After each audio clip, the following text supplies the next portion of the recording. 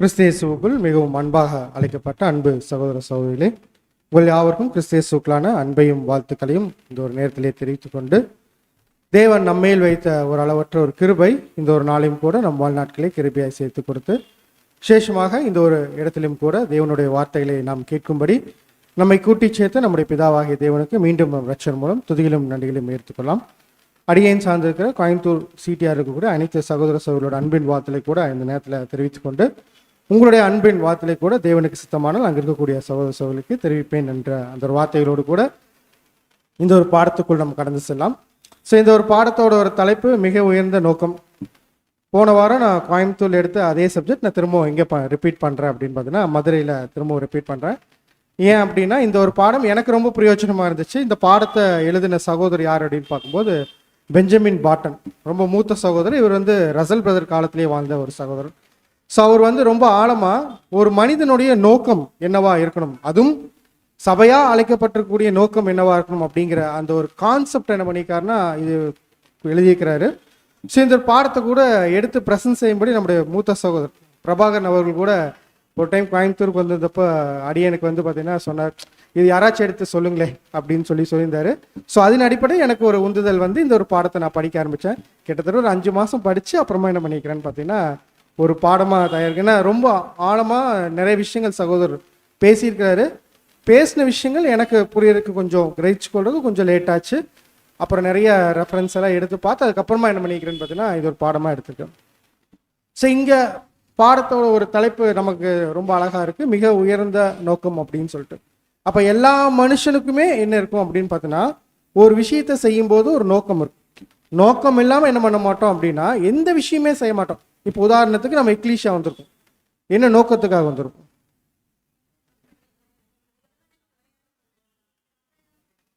சபையாகணுங்கிற ஒரு நோக்கம் இருக்கும்.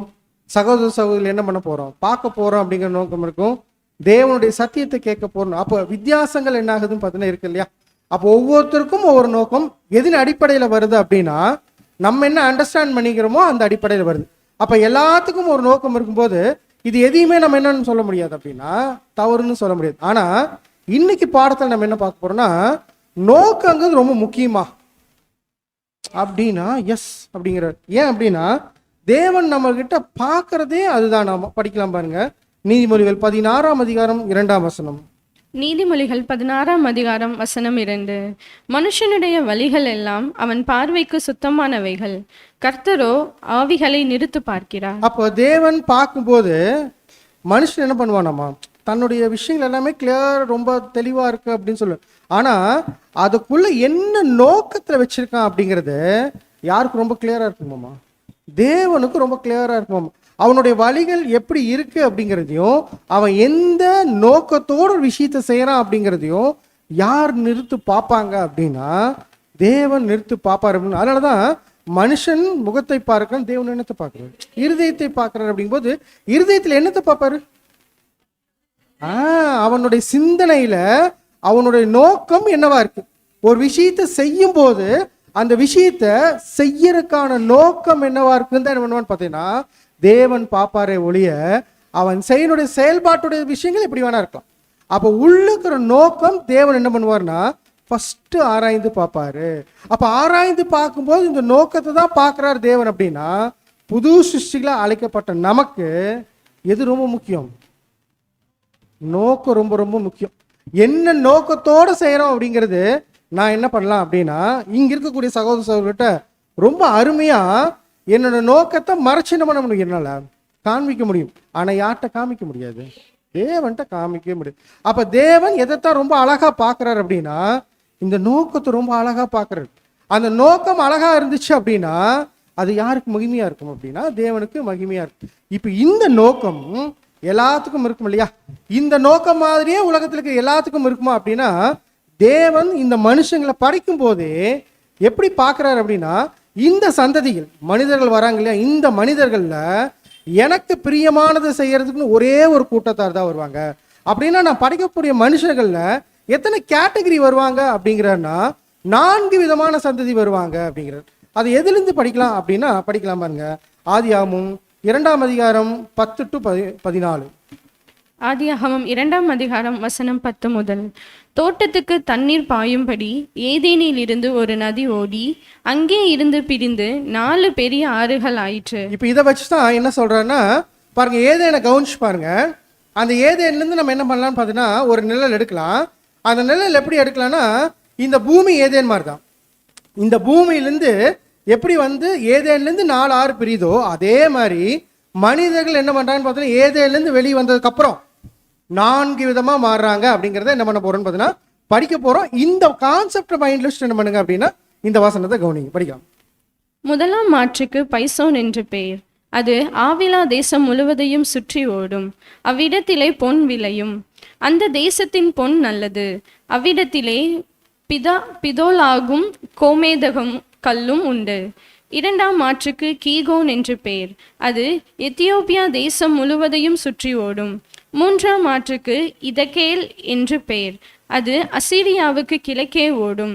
4ஆம் மாற்றுக்கு ஐபிராத் என்று பெயர். பாருங்க இந்த ஒரு விஷயத்த நம்ம பேசிக் சப்ஜெக்ட்ல போற அதே ஸ்லைட். அப்ப ஏதேன் தோட்டத்திலேருந்து என்ன ஆகுதுன்னு பார்த்தீங்கன்னா 4 ஆறு பிரியுது.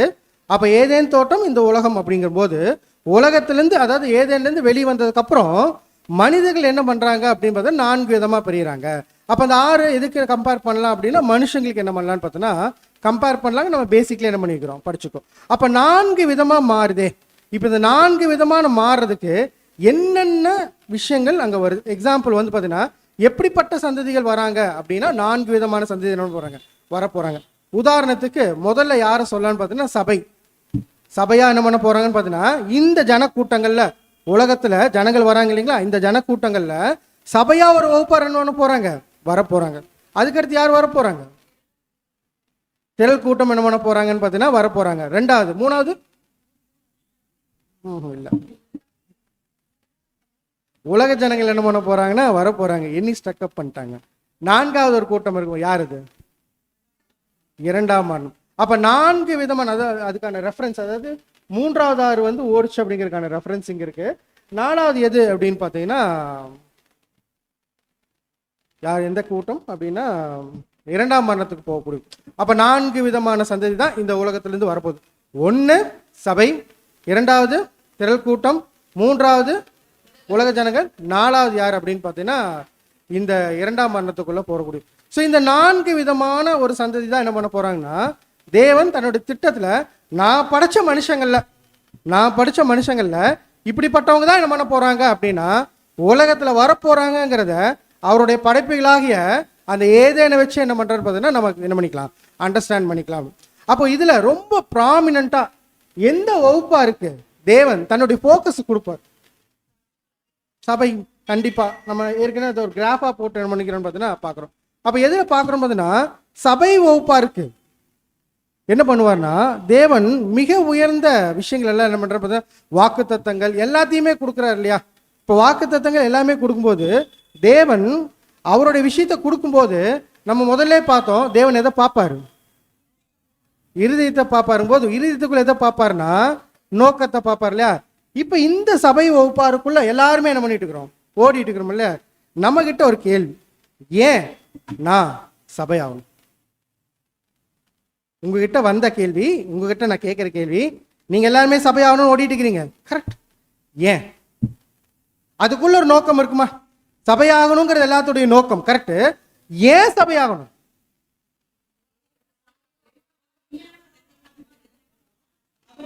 ஒவ்வொருத்தரா சொன்னீங்கன்னா எனக்கு கொஞ்சம் ஈஸியா இருக்கு.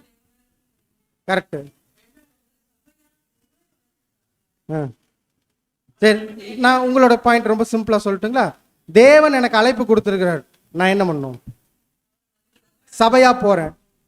இது கரெக்டான நோக்கம் தான், நான் இல்லைன்னு சொல்ல. ஆனா இது தேவன் அப்ரிஷியேட் பண்ற மிக உயர்ந்த நோக்கமா இருக்குமா அப்படிங்கிறது என்ன பண்ணலாம் நம்ம பார்க்கலாம். சகோதரி சொன்ன பாயிண்ட், இங்க நம்ம எல்லாரும் சொல்ற பாயிண்ட்டை நான் எதுவுமே தவறுன்னு சொல்ல போறது இல்லை. பட்டு தேவன் எதிர்பார்க்குற மாதிரி ஒரு விஷயம் இருக்குங்களா, தேவன் எதிர்பார்ப்பார் இல்லையா, இந்த மாதிரி நோக்கத்தோடு ஓடும்போது இவங்களுக்கு சபை வாய்ப்பு கொடுக்கலாம்னு சொல்லிட்டு அதுதான் மிக உயர்ந்த நோக்கம். அது பைபிள் வசனத்துன்னு பார்க்க போறோம். ஆனா நமக்குள்ள ஒரு நோக்கம் இருக்கு. சகோதரி அவங்க எக்ஸ்பிரஸ் பண்றாங்க பாருங்க, தேவன் எனக்கு சபையை என்ன பண்ணிக்கிறாரு, வர்றதுக்கு வாய்ப்பு கொடுத்துருக்காரு, அதனால நான் சபையை என்ன பண்ண போறேன், வரணும்னு நினைக்கிறேன். வேற ஏதாச்சும்? 2வது என்ன, அவரை மகிமைப்படுத்தணும். வேற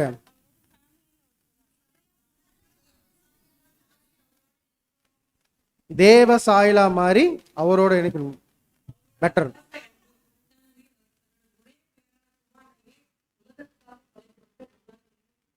சூப்பர். என்ன சொல்லிட்டாங்க அப்படின்னா, எவ்வளவு அன்பு காமிச்சிருக்காரு அதே மாதிரி நானும் அன்பு காமிக்கணும். அந்த ஒரு அன்பை காமிக்க நான் என்ன பண்ணணும்னு நினைக்கிறேன், சபையாகணும்னு நினைக்கிறேன். இந்த சைட்ல இருந்து எல்லாரும் ரொம்ப அமைதியா இருக்கிறீங்க.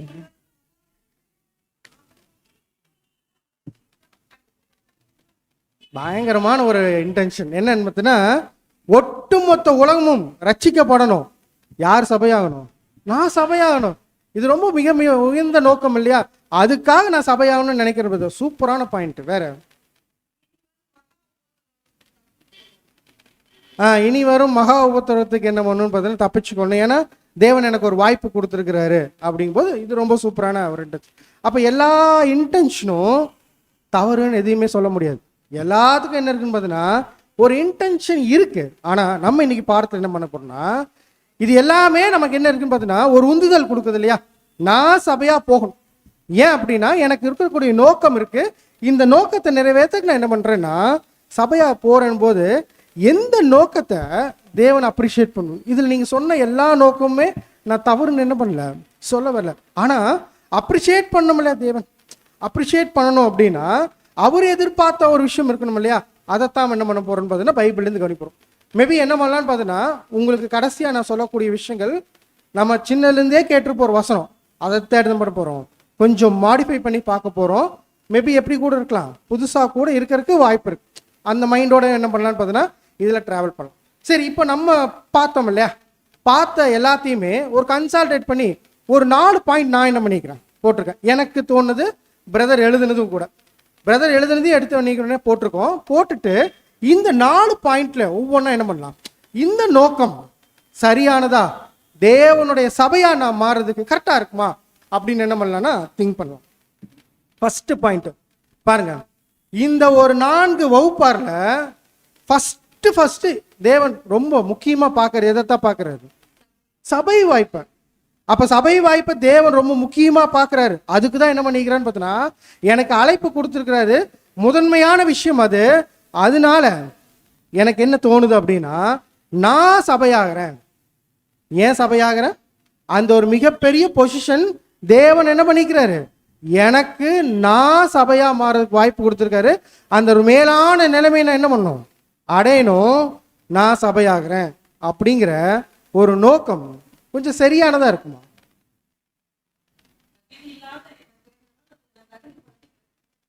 அது ப்ரிப்பரேஷன். நான் கேட்குறது என்னன்னா நோக்கம். பாருங்க, எனக்கு அதுதான் ஃபர்ஸ்ட். இப்போ 4 பார்த்தோம் இல்லையா? சபை, திரள் கூட்டம், உலக ஜனங்கள், 2ஆம் மரணம். இது 4ல் எது பெஸ்ட் அப்படின்னா சபை வாய்ப்பா. நான் என்ன பண்ணணும், கண்டிப்பாக என்ன பண்ணணும்னு பார்த்தீங்கன்னா சபையாகவே ஆகணும். ஏன்னா என்ன பண்ண முடியாது அப்படின்னா நான் 2வது வகுப்புக்கு ஓடுறேன்னு என்ன பண்ண முடியாது. யாராச்சுங்க நான் திரள் கூட்டத்துக்கு ஓடுறேன்னு சொல்லுவீங்களா? கண்டிப்பாக சொல்ல மாட்டோம். அப்படின்னா நம்ம மைண்டில் என்னதான் வரும், நான் எந்த காரணத்தை கொண்டும் அந்த ஃபர்ஸ்ட் பொசிஷன் தான் ஃபோக்கஸ் பண்ணுவேன், 1ஆம் இடத்த தான் நான் பிடிக்கணும்னு நினைப்பேன். இது கரெக்டாக இருக்குமான்னு கேட்குறேன். நல்லா யோசிச்சு பாருங்க. அப்படி நான் ஒரு வேலை இன்டென்ஷன் இருக்கு, அப்படி ஒரு இன்டென்ஷன் இருக்கு, நான் எப்படியாச்சும் சபையா போயணும். ஏன்னா அதுதான் ஃபர்ஸ்ட் பொசிஷன், மேலான ஒரு பொசிஷன். அப்படிங்கும்போது அதை நல்லா கவனிச்சு உற்று நோக்கி பார்த்தா அதுக்குள்ள என்ன இருக்கு, சுயம்னு ஒரு விஷயம் இருக்கு. ஏன் அப்படின்னா இன்னைக்கு நல்லா யோசிச்சு பாருங்க, மனுஷங்க எல்லாத்தையும் விரும்புறாங்கல்ல உலகத்துல. எதை விரும்புவாங்க? தி பெஸ்ட் வீடாகட்டும், எப்படி இருக்கணும்னு நினைப்பாங்க, நல்ல வீடா இருக்கணும், பெட்டரான ஒரு விஷயமா இருக்கணும், காரு, அதே மாதிரி வேலை, எல்லாத்துலேயுமே எப்படி ஒரு விஷயத்தை தேர்ந்தெடுப்பாங்க அப்படின்னா தி பெஸ்ட் தான் தேர்ந்தெடுப்பாங்க. ஏன் அப்படின்னா அவங்களுடைய சுயம். அப்படிங்கும்போது நானும் தேவனுடைய ஓட்டத்துல அவருடைய வகுப்புல இந்த ஒரு மேலான பொசிஷனை தேடுறேன். வசனம் இருக்கு, மேலானவைகளே நாடுங்கள்னு சொல்லி இருக்கு. ஆனா ஏன் நாடுறோன்னு இருக்குது இல்லையா? அந்த நோக்கம் தான் ரொம்ப முக்கியம். சொல்லு, மேலானவைகளை நாடணும், கரெக்ட். ஏன் அப்படிங்கும்போது இப்ப நான் என்ன சொல்றேன்னா, ஏன் அப்படின்னா நான் அந்த பொசிஷன் தான் ஃபர்ஸ்ட், அதனால நான் தேடுறேன் அப்படின்னு சொன்னா எப்படி இருக்கும்? கண்டிப்பா எப்படி இருக்கான்னு தேவன் எப்படி பார்ப்பாருன்னா இந்த சிந்தை நான் தப்புன்னு சொல்ல வரல, ஏன்னா தெரியாத வரைக்கும் என்ன இல்லை, தப்பு இல்லை. ஆனால் இதை நம்ம மாத்திரமா வேண்டாமா? மாத்திரக்காக தான் தேவன் என்ன பண்ணிக்கிறாருன்னா, இன்னைக்கு எனக்கு தேவன் கொடுத்தாரு, இன்னைக்கு உங்கள் முன்னால் என்ன பண்ணிக்கிறேன்னா அந்த சப்ஜெக்டை என்ன பண்ணுறேன்னு பார்த்தோன்னா பிரசன்ட். சரி, பார்க்கலாம் பாருங்க, படிக்கலாம் பாருங்க. எனக்கு மிக சிறந்ததையே வேண்டும். அப்போ நம்ம மைண்ட் எப்படி வரும் அப்படிங்கிறத சகோதரர் சொல்ற, படிக்கலாம். மற்றவர்கள் இரண்டாவது சிறந்ததையே எடுக்கலாம், ஆனால் எனக்கு மிக சிறந்ததையே வேண்டும்.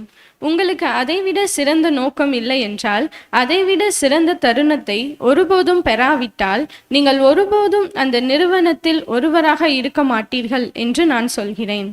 ஏனென்றால் அது சுயநலத்தை தவிர வேறில்லை. சுயநலம் ஒருபோதும் பரிசை வெல்லாது. கிறிஸ்தவ போர் என்பது இயற்கையான போரை ஒத்ததாக எனக்கு தோன்றுகின்றது. இயற்கையான போரில் அது எப்படி இருக்கிறது என்பது உங்களுக்கு தெரியும். 2 படைகள் நேருக்கு நேர் சந்திக்கின்றன, அவை போராடுகின்றன, ஒரு படை தோற்கடிக்கப்படுகிறது. இந்த இடத்துல என்ன பாயிண்ட் சொல்றேன்னா, இது எப்படி தான் இருக்கு, ஒரு சுயநலமா இருக்கு இல்லையா? இந்த சுயநலத்தை அடுத்து என்ன பண்றேன்னு பார்த்தீங்கன்னா, கொஞ்சம் புரிஞ்சுக்கிற மாதிரி எக்ஸ்பிளைன் பண்றேன். எப்படி எக்ஸ்பிளைன் பண்றேன்னா, நம்ம ஓடிட்டு இருக்கிற ஓட்டத்துல இந்த சுயநலங்கிறத நம்ம ஓவர் கம் பண்ணுவோமா மாட்டோமா? கண்டிப்பா பண்ணுவோம். எல்லா இடத்துலையும் ஓவர் கம் பண்ண முன்னாடியும் எங்கெங்கெல்லாம் நம்மளால ஓவர் கம் பண்ண முடியும் பண்ணுவோம். ஆனா அது எப்படி இருக்கு அப்படிங்கிறதுனா, ஒரு படை இருக்கு, ஒரு ராஜா இருக்கார் அப்படின்னா, இன்னொரு ஆப்போசிட்ல இருக்கக்கூடிய ஒரு ராஜா கூட சண்டைக்கு போறாரு, தோத்துட்டார். ஆப்போசிட்ல இருக்கிறவர் அப்படியே போயிடுவாரா?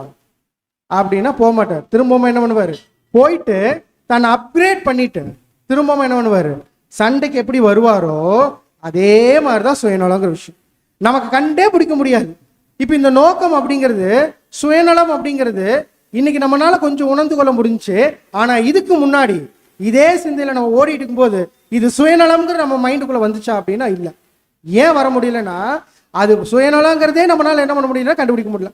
அதே மாதிரி தான் சுயநலத்தை அவ்வளோ ஈஸியா என்ன பண்ண முடியாதுன்னா கண்டுபிடிக்க முடியாது. எப்படி ஒரு இடத்துல தோத்ததுக்கு அப்புறம் திரும்பி வந்து இன்னொரு இடத்துல வேற மாதிரி வந்து ஒரு படை வீரன் நிக்கிறானோ, அதே மாதிரி சுயநலம் என்ன பண்ணுமாமா, போயிடும். போயிட்டு அப்கிரேட் ஆகி வரும். அப்கிரேட் ஆகி வந்து நிற்கும் போது நம்மளால என்ன பண்ண முடியாது, கண்டுபிடிக்கவே முடியாது. அப்ப சுயநலத்தை ரொம்ப ஈஸியா என்ன பண்ண முடியாதுன்னா வெளியே எடுத்து போட முடியாது. நமக்குள்ளேயே ஓடிட்டு இருக்கும், நமக்குள்ளேயே வந்துட்டு இருக்கும். ஆனா வந்த விஷயத்த நம்மளால என்ன பண்ண முடியாதாமா, ஐடென்டிஃபை பண்ண முடியாது. உதாரணத்துக்கு இப்ப நம்ம பார்த்த விஷயம், சபை வாய்ப்பு தான் பெஸ்ட், அதுக்காக நான் ஓடுறேன், அது சுயநலம். ஆனா அந்த சுயநலம் நம்மளால என்ன முடியல, கண்டுபிடிக்க முடியாத மாதிரி அதுவும் நமக்குள்ளேயே என்ன ஆகும்னு பார்த்தீங்கன்னா ஓடிட்டு இருக்குங்கிற விஷயத்த என்ன பண்றான்னா சகோதரி எடுத்து வச்சிட்டோம். இப்ப ரெண்டாவது, ஃபர்ஸ்ட் என்ன சொல்லிட்டோம், மேலான பொசிஷன் தேடுறோம்னு நினைக்கிறோம், அதுக்குள்ள என்ன இருக்குன்னு பார்த்துட்டோம், சுயநலம் இருக்குன்னு பார்த்தோம். இப்ப ரெண்டாவது என்ன நோக்கம் எனக்குள்ள இருக்கு அப்படின்னா பாருங்க, ரெண்டாவது பொசிஷன் வரும்போது மேல போய் சந்தோஷமா சமாதானமா நான் யாரு கூட டிராவல் பண்ண போறேன், தேவனோட டிராவல் பண்ண போறேன். இந்த இன்டென்ஷன் கரெக்டா?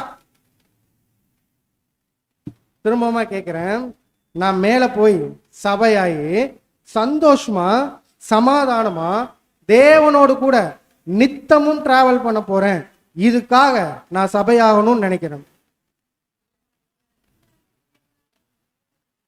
இல்ல சந்தோஷம் இருந்தாலும் இந்த மேல போனாலே சந்தோஷம் சமாதானம் தான். அப்ப இந்த இன்டென்ஷன் கரெக்டா இல்லையான்னு தான் கேட்கிறேன்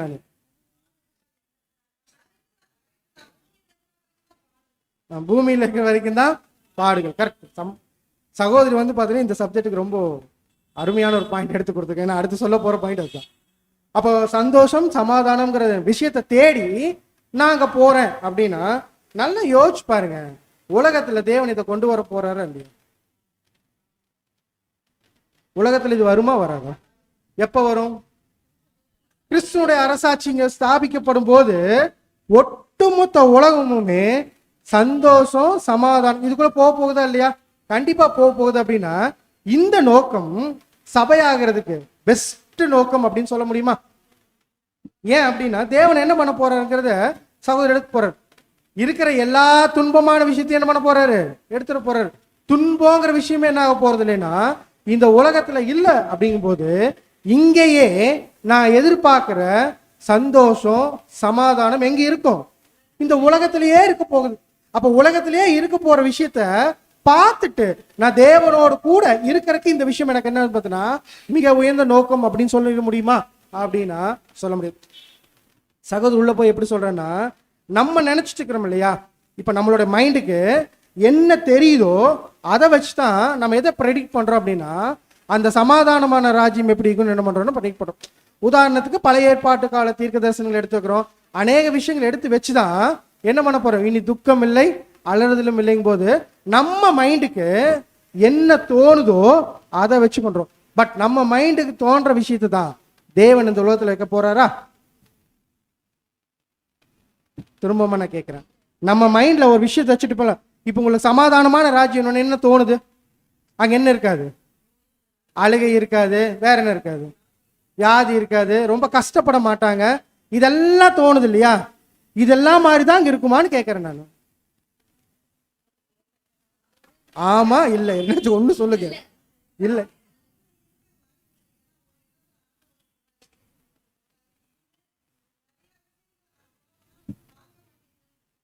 ரொம்ப அருமையான ஒரு பாயிண்ட். அதுதான் சொல்றேன். எப்படின்னா, எங்க எப்படி வருங்கிறது, உலகத்துல எப்படி தேவன் மாத்த போறாருங்கிறது நம்மளுடைய நாலேஜுக்கு என்ன தெரியுமோ அதை வச்சு என்ன பண்ணிட்டு இருக்கிறோம், ப்ரெடிக்ட் பண்ணிட்டு இருக்கிறோம். உதாரணத்துக்கு புரிஞ்சுக்கிறோம். புரிஞ்ச விஷயத்த நம்ம என்ன பண்றோம்னு பார்த்தோன்னா விசுவாசிக்கிறோமே ஒழிய, தேவன் எப்படிப்பட்ட விஷயத்தை வச்சிருக்கிறாங்க இன்னும் என்ன பண்ணலன்னு பார்த்தோன்னா முழுசா என்ன பண்ணல, ரிவீல் ஆகல. வேற மாதிரி தேவன் இன்னும் அருமையான விஷயங்கள் என்ன பண்ணான்னா இந்த உலகத்துல அவருடைய பிள்ளைகளுக்கு செய்ய போறாரு. அப்ப செய்ய போற விஷயம் எப்படி கொடுக்க போறாருன்னா, ஒட்டுமொத்த உலகமுமே சந்தோஷம் சமாதானம் அப்படிங்கிற ஒட்டுமொத்த உலகத்திலயுமே இருக்க போகக்கூடிய விஷயத்த நான் சபையாக இந்த விஷயத்த நான் வைக்கிறேன். அப்படிங்கும் போது அது சரியான நோக்கமா இருக்குமா அப்படின்னா, சரியான நோக்கமா இருக்கிறதுக்கு என்ன இல்லை, வாய்ப்பு இல்லை. நான் இருக்குமா இல்லையாங்கிற போது வாய்ப்பு, இதுதான் சரின்னு என்ன பண்றேன்னு பார்த்தீங்கன்னா சொல்லல, பட் வாய்ப்பு கம்மியா இருக்குங்கிறது என்ன பண்றோம்னு பார்த்தீங்கன்னா ஸ்ட்ரெஸ் பண்றோம். மூணாவது ஒரு பாயிண்ட், ஏன் நீங்க சபையாகணும்னு சொல்லும்போது என்ன சொன்னீங்க அப்படின்னா, யாரு கூட போய் உட்காந்துக்கலாம், தேவனோடு போய் உட்கார்ந்து அவரோடு கூட என்ன பண்ணலான்னு பார்த்தீங்கன்னா நித்தமும் ஐக்கியப்பட்டிருக்கலாம் இல்லையா? இந்த ஐக்கியம் ரொம்ப வேலிடு. இந்த ஐக்கியத்தை என்ன பண்றேன்னு பார்த்தீங்கன்னா நான் ரொம்ப மேலான ஒரு விஷயமா பார்க்குறேன். அந்த விஷயத்த நான் வாங்கணுங்கிறக்கோசரம் இப்போ எங்க போறேன், சபையாயி தேவனோடும் கிறிஸ்துவோடும் கூட போய்க்கிறேன். இது சரியான நோக்கமா இருக்குமா?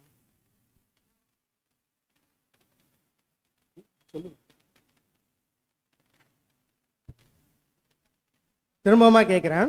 இப்போ நான் மூணாவது பாயிண்ட் என்ன எடுத்து வச்சிருக்கிறேன்னா, நான் சபையாக இருக்க ரீசன் என்ன அப்படின்னா, யாரு கூட போய் ஐக்கியப்படலாம், தேவனோடு போய் கூட உட்காந்து அந்த ஒரு ஐக்கியப்படுறதுக்காக நான் சபையாகணும்னு நினைக்கிறேன். இந்த இன்டென்ஷன் சரியா தவறா? சூப்பரான இன்டென்ஷன் இல்லையா? பாருங்க, ஐக்கியம் அப்படிங்கும் போது நம்ம கூட என்ன பண்ணிக்கிறோம் அப்படின்னா கேள்விப்பட்டிருக்கோம், மதுரையில் கூட என்ன பண்ணீங்க, லவ் ஃபீஸ்ட் அப்படின்னு பண்ணீங்க இல்லையா? எப்படி இருக்கு, ஒரு சந்தோஷமான ஒரு சூழ்நிலையா? இப்போ இந்த விஷயம் இங்க நம்ம சகோதர சகோதரி கூட பண்ணும்போதே இவ்வளோ சந்தோஷமா இருந்துச்சு அப்படின்னா, தேவனோடும் கிறிஸ்துவோடும் கூட அவங்க முன்னாடி ஐக்கியப்பட்டிருக்கிற விஷயம் எவ்வளோ பெரிய ஒரு ஆசீர்வாதம். இப்போ இந்த ஆசீர்வாதத்தை நான் வாங்குறதுக்காக நான் சபையாகணும்னு நினைக்கிறேன். இது கரெக்டான இன்டென்ஷன் தானே? நீங்க என்ன சொல்றீங்க, என்ன சொல்ல வரீங்க அப்படின்னா, எங்களுக்கு தெரியல, நீங்க ஏதோ ஒரு ஆன்சர் வச்சிருக்கிறீங்க, கண்டிப்பா கடைசியில சொல்லிடுவீங்க. அதனால நாங்க என்ன பண்ணல அப்படின்னா இப்ப சொல்லல, நாங்க வெயிட் பண்றோம் அப்படிங்கிறது மட்டும் எனக்கு நல்லா புரியுது. இப்ப திரும்பமா கேட்கிறேன், இது சரியானதா தவறானதா? தவறுன்னு சொல்ல முடியாது, சரியான, அதாவது மிக உயர்ந்த நோக்கமா இருக்குமான்னு கேட்கிறேன். சரி, ஏன் இருக்காதுன்னு சொல்றீங்க? ஏன் லைட்டா என்ன பண்ணும்போது சுயநலம் இருக்கு, நான் எண்டு வந்து என்ன பண்ணிட்டீங்கன்னா கண்டுபிடிச்சிங்க. பட் நல்லா யோசிச்சு பாருங்க, இந்த இதுல உலகத்துல தேவனோடு ஐக்கியப்பட்டிருக்கிறவங்க ரெண்டு பேர். ஒன்னு ஆதாம், இன்னொரு யாரு, ஆண்டவராகிய இயேசு கிறிஸ்து. இயேசு கிறிஸ்து படைக்கப்பட்டதுலேருந்து யார் கூடயே டிராவல் பண்ணிட்டு இருக்கிறாரு, தேவனோடய என்ன பண்ணிட்டு இருக்காரு பார்த்தீங்கன்னா டிராவல் பண்றாரு. அவர் மேல இருந்தாரு, கீழே வந்தாரு. இந்த ஐக்கியம் குறைஞ்சிச்சா அப்படின்னா அவங்க கிட்ட என்ன ஆகலன்னு பார்த்தா அந்த ரிலேஷன்ஷிப் என்ன ஆகவே இல்லை அப்படின்னா அது பிரேக் ஆகவே இல்லை.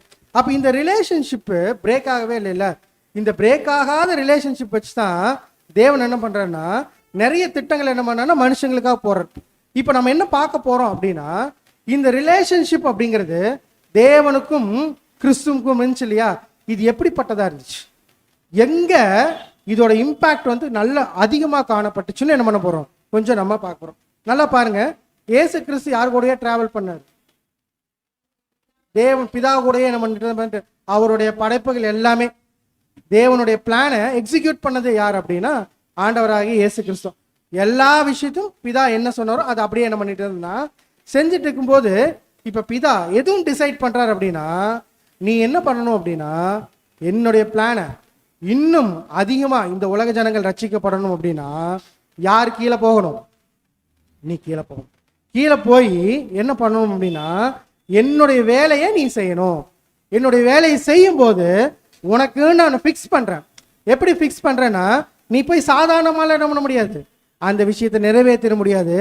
மிக கஷ்டமான ஒரு சூழ்நிலைகள் இயேசு கிறிஸ்து எப்படி அக்செப்ட் பண்ணார், அப்படி என்ன பண்ணாருன்னா அக்செப்ட் பண்றாரு. ஆனா இதை எப்படி புரிஞ்சுக்கலாம், கஷ்டமா இருக்கு அப்படிங்கிறத எப்படி புரிஞ்சுக்கலாம் அப்படிங்கிறத தேவன் ஃபிக்ஸ் பண்ணார்ல. ஃபிக்ஸ் பண்றத பழைய ஏற்பாட்டு காலத்துல என்ன பண்ணாராமா, இயேசு கிறிஸ்து படக்கூடிய பாடுகள் இப்படிதான் இருக்கும் அப்படிங்கிறத என்ன பண்ணாருன்னா ஃபிக்ஸ் பண்ண. எதை வச்சு ஃபிக்ஸ் பண்ணார் அப்படின்னா, பஸ்கா ஆட்டு குட்டி வச்சு என்ன பண்ணாராமா. அதனாலதான் பவுல் வந்து பார்த்தோன்னு சொன்னார், நம்முடைய நமக்காக பலியிடப்படக்கூடிய பஸ்காவாகிய கிறிஸ்து அப்படின்னு. அப்ப அந்த கான்செப்ட் யாருக்கு நல்லா புரிஞ்சிருந்துச்சு அப்படின்னா, பஸ்காவுடைய கான்செப்ட் பவுலுக்கு ரொம்ப புரிஞ்சிருந்துச்சு. அப்ப அந்த பஸ்கா ஆடை பாக்குறாரு. இந்த பஸ்கா ஆடு நம்ம வருஷம் வருஷம் என்ன பண்றோம்னா, இந்த பஸ்கா ஆடு யாரு தான்? ஆண்டவராகிய இயேசு கிறிஸ்து. அவருக்குள்ள என்ன இருந்துச்சுன்னா அநேக பாடுகள் இருந்துச்சுன்னு என்ன பண்றோம்னு பார்த்தீங்கன்னா பார்த்தோம். ஆனா எப்படிப்பட்ட பாடுகள் அப்படிங்கிறது என்ன பண்ணான்னா தேவன் ஃபிக்ஸ் பண்ணார்ல, அது எதை வச்சே ஃபிக்ஸ் பண்ணார் அப்படிங்கிறத படிக்கலாமாங்க. 2 நாளாகமும்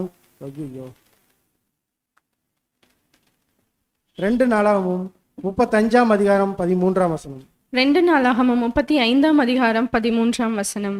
அவர்கள் பஸ்கா ஆட்டுக்குட்டியை நியாய முறைமையின்படியே அக்கினியில் பொரித்து பரிசுத்தமாக்கப்பட்ட மற்றவைகளை பானைகளிலும் கொப்பரைகளிலும் சட்டிகளிலும் சமைத்து ஜனங்கள் எல்லாம் தீவிரமாய் பங்கிட்டு கொடுத்தார்கள். இப்ப நல்லா இந்த வசனத்தை கவனிச்சா, இயேசு கிறிஸ்து பட வேண்டிய பாடுகளை இந்த இடத்துல என்ன பண்ணிட்டாரு, ஃபிக்ஸ் பண்ணிக்கிறார் அப்படிங்கிறது. எப்படி இதை வச்சு புரிஞ்சுக்கலாம்?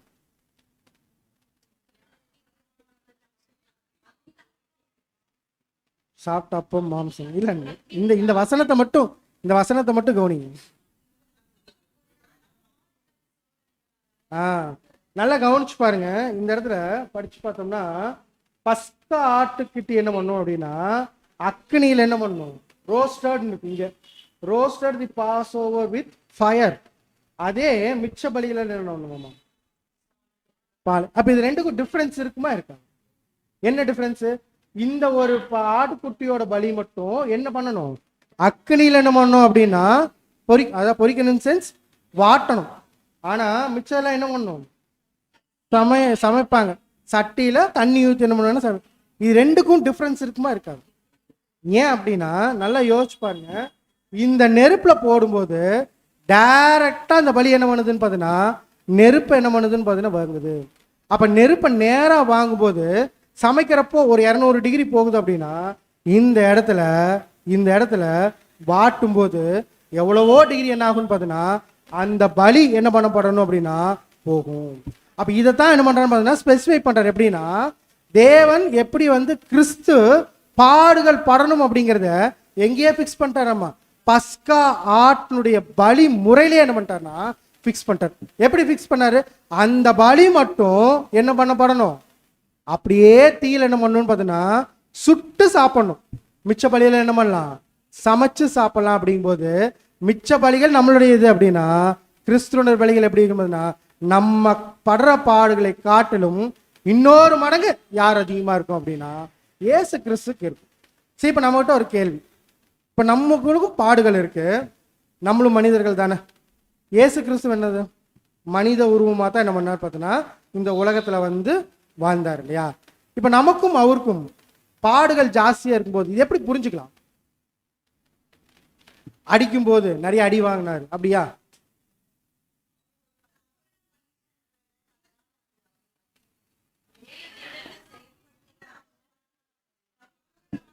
இல்லை, ஒவ்வொருத்தரா சொன்னீங்கன்னா எனக்கும் கொஞ்சம் புரியும். இல்லை, நான் கேட்குற கேள்வி ஃபர்ஸ்ட் பாயிண்ட் எப்படின்னா, இயேசு கிறிஸ்துவோடைய மாம்சம் இந்த உலகத்துல அவர் பிரவேசிக்கும் போது நம்மளை மாதிரி என்ன பண்ணார், நம்ம கூட படிக்கிறோம், நம்மை போல் பரிதபிக்கக்கூடிய பிரதான ஆசாரியர் நமக்கு இராமல் அப்படிங்கும்போது நம்மை போல சோதனைகளை என்ன பண்ணது அவருக்கும் வரும்போது நமக்கு வர சோதனைகளுக்கும் அவருக்கு வர சோதனைகளுக்கும் வித்தியாசம் இருக்கு. கரெக்ட். ஆனா ஜாஸ்தி இருக்கு அப்படிங்கிறோம். எதை வச்சு அப்படின்னா இந்த பலி முறைமை வச்சு எப்படி ஜாஸ்தின்னு புரிஞ்சுக்கலாம் அப்படிங்கிற.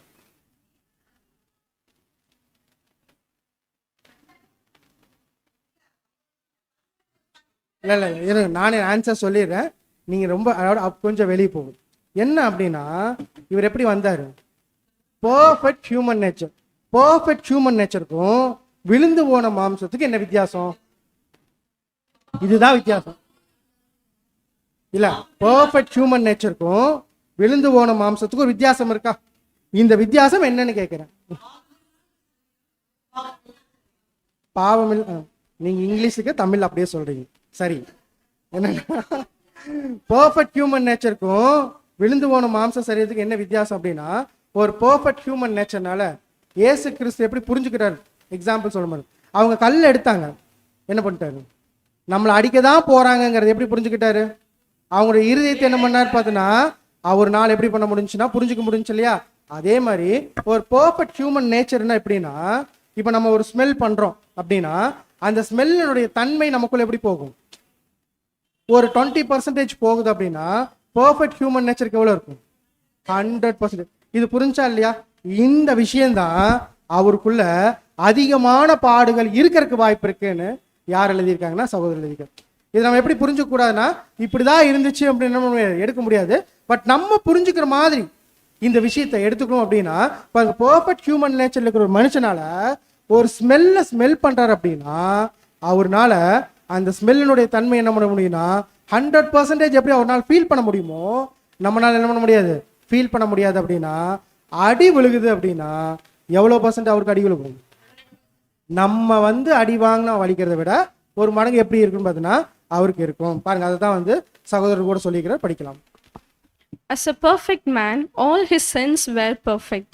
He had the sense of taste perfect, and we do not have. Think, dear friends, what an awful thing it would be for a perfect man to have a perfect taste. And in this imperfect world, perfect taste requires perfect food and perfect cooks. இப்போ எப்படி point சொல்கிறேன்னா, எப்படி எல்லாமே இந்த smell ஒரு perfect மேன்னால ஒரு மிகப்பெரிய ஒரு தன்மையை புரிஞ்சுக்க முடியுதோ, அதே மாதிரி ஃபுட்டும் அவருக்கு எப்படி தான் இருந்திருக்கும். ஒரு சாதாரணமாக நம்ம சாப்பிட்ற ஃபுட்டு ஒருவேளை டேஸ்ட் நமக்கு புரியுது இல்லையா, இந்த டேஸ்ட்டை அதிகப்படியே யாரால சுவைக்க முடியும்?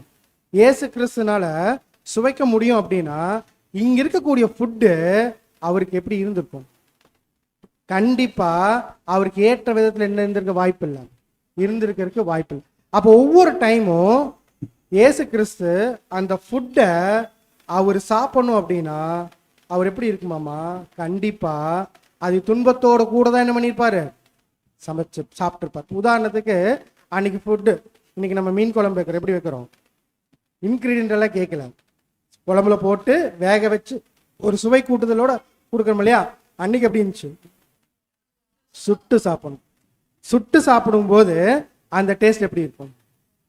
கண்டிப்பா எப்படி இருக்கான்னு பார்த்தீங்கன்னா ஒரு நம்ம சாப்பிடக்கூடிய டேஸ்ட் புரிஞ்சுக்கிற மாதிரி இல்லை. அப்படின்னா இயேசு கிறிஸ்து கண்டிப்பா எப்படி இருந்துக்கணுமாமா? அந்த ஃபுட்டை சாப்பிட்றதுக்கு கண்டிப்பா எப்படி இருந்துக்கணும்? அது ஏற்ற விதத்தில் என்ன இருக்காது இருக்காது. இதே அவர்கிட்ட மீன் வைக்கிறோம், ஆப்பிள் வைக்கிறோம், எதை சாப்பிட ப்ரிஃபர் பண்ணுவார்? ஆப்பிள். ஏன்? அது நேச்சர் ஃபுட்டு. அப்ப நேச்சர் ஃபுட் என்ன ஆகாதுன்னு பார்த்தீங்கன்னா அவருக்கு அந்த அளவுக்கு என்ன கொடுக்காதுன்னு பார்த்தீங்கன்னா ஒரு பிரச்சனை கொடுக்காது.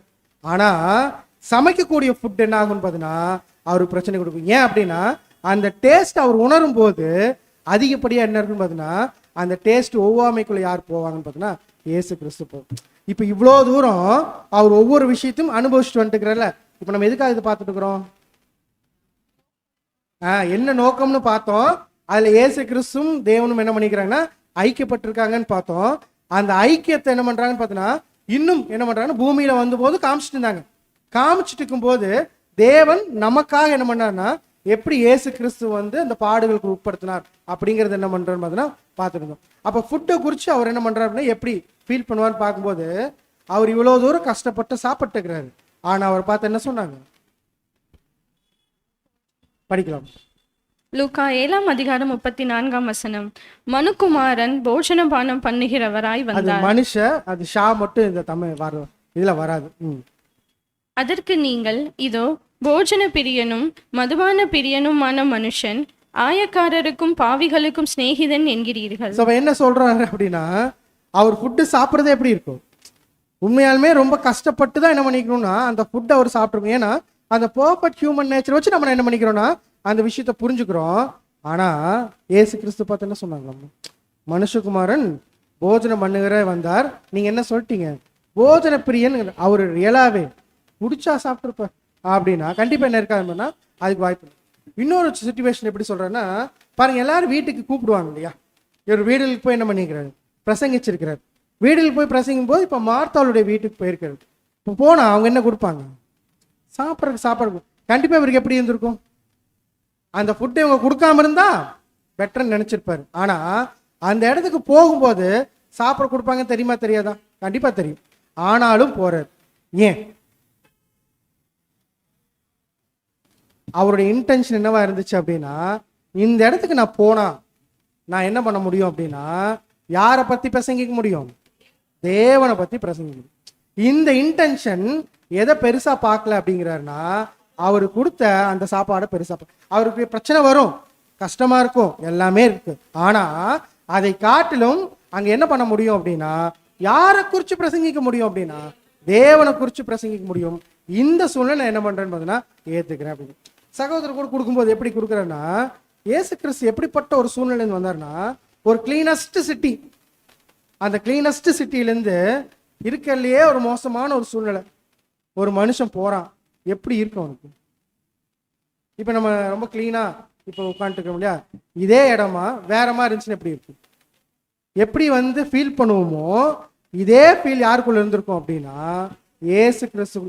அவர் பார்த்தது எல்லாமே பர்ஃபெக்ட் ஹியூமன் நேச்சராகவும் இருக்கிறாரு. அவரால் என்ன பண்ண முடியும்னா சுவையை என்ன பண்ண முடியும், உணர்ந்து கொள்ள முடியும். ஸ்மெல் என்ன பண்ண முடியும், உணர்ந்து கொள்ள முடியும்.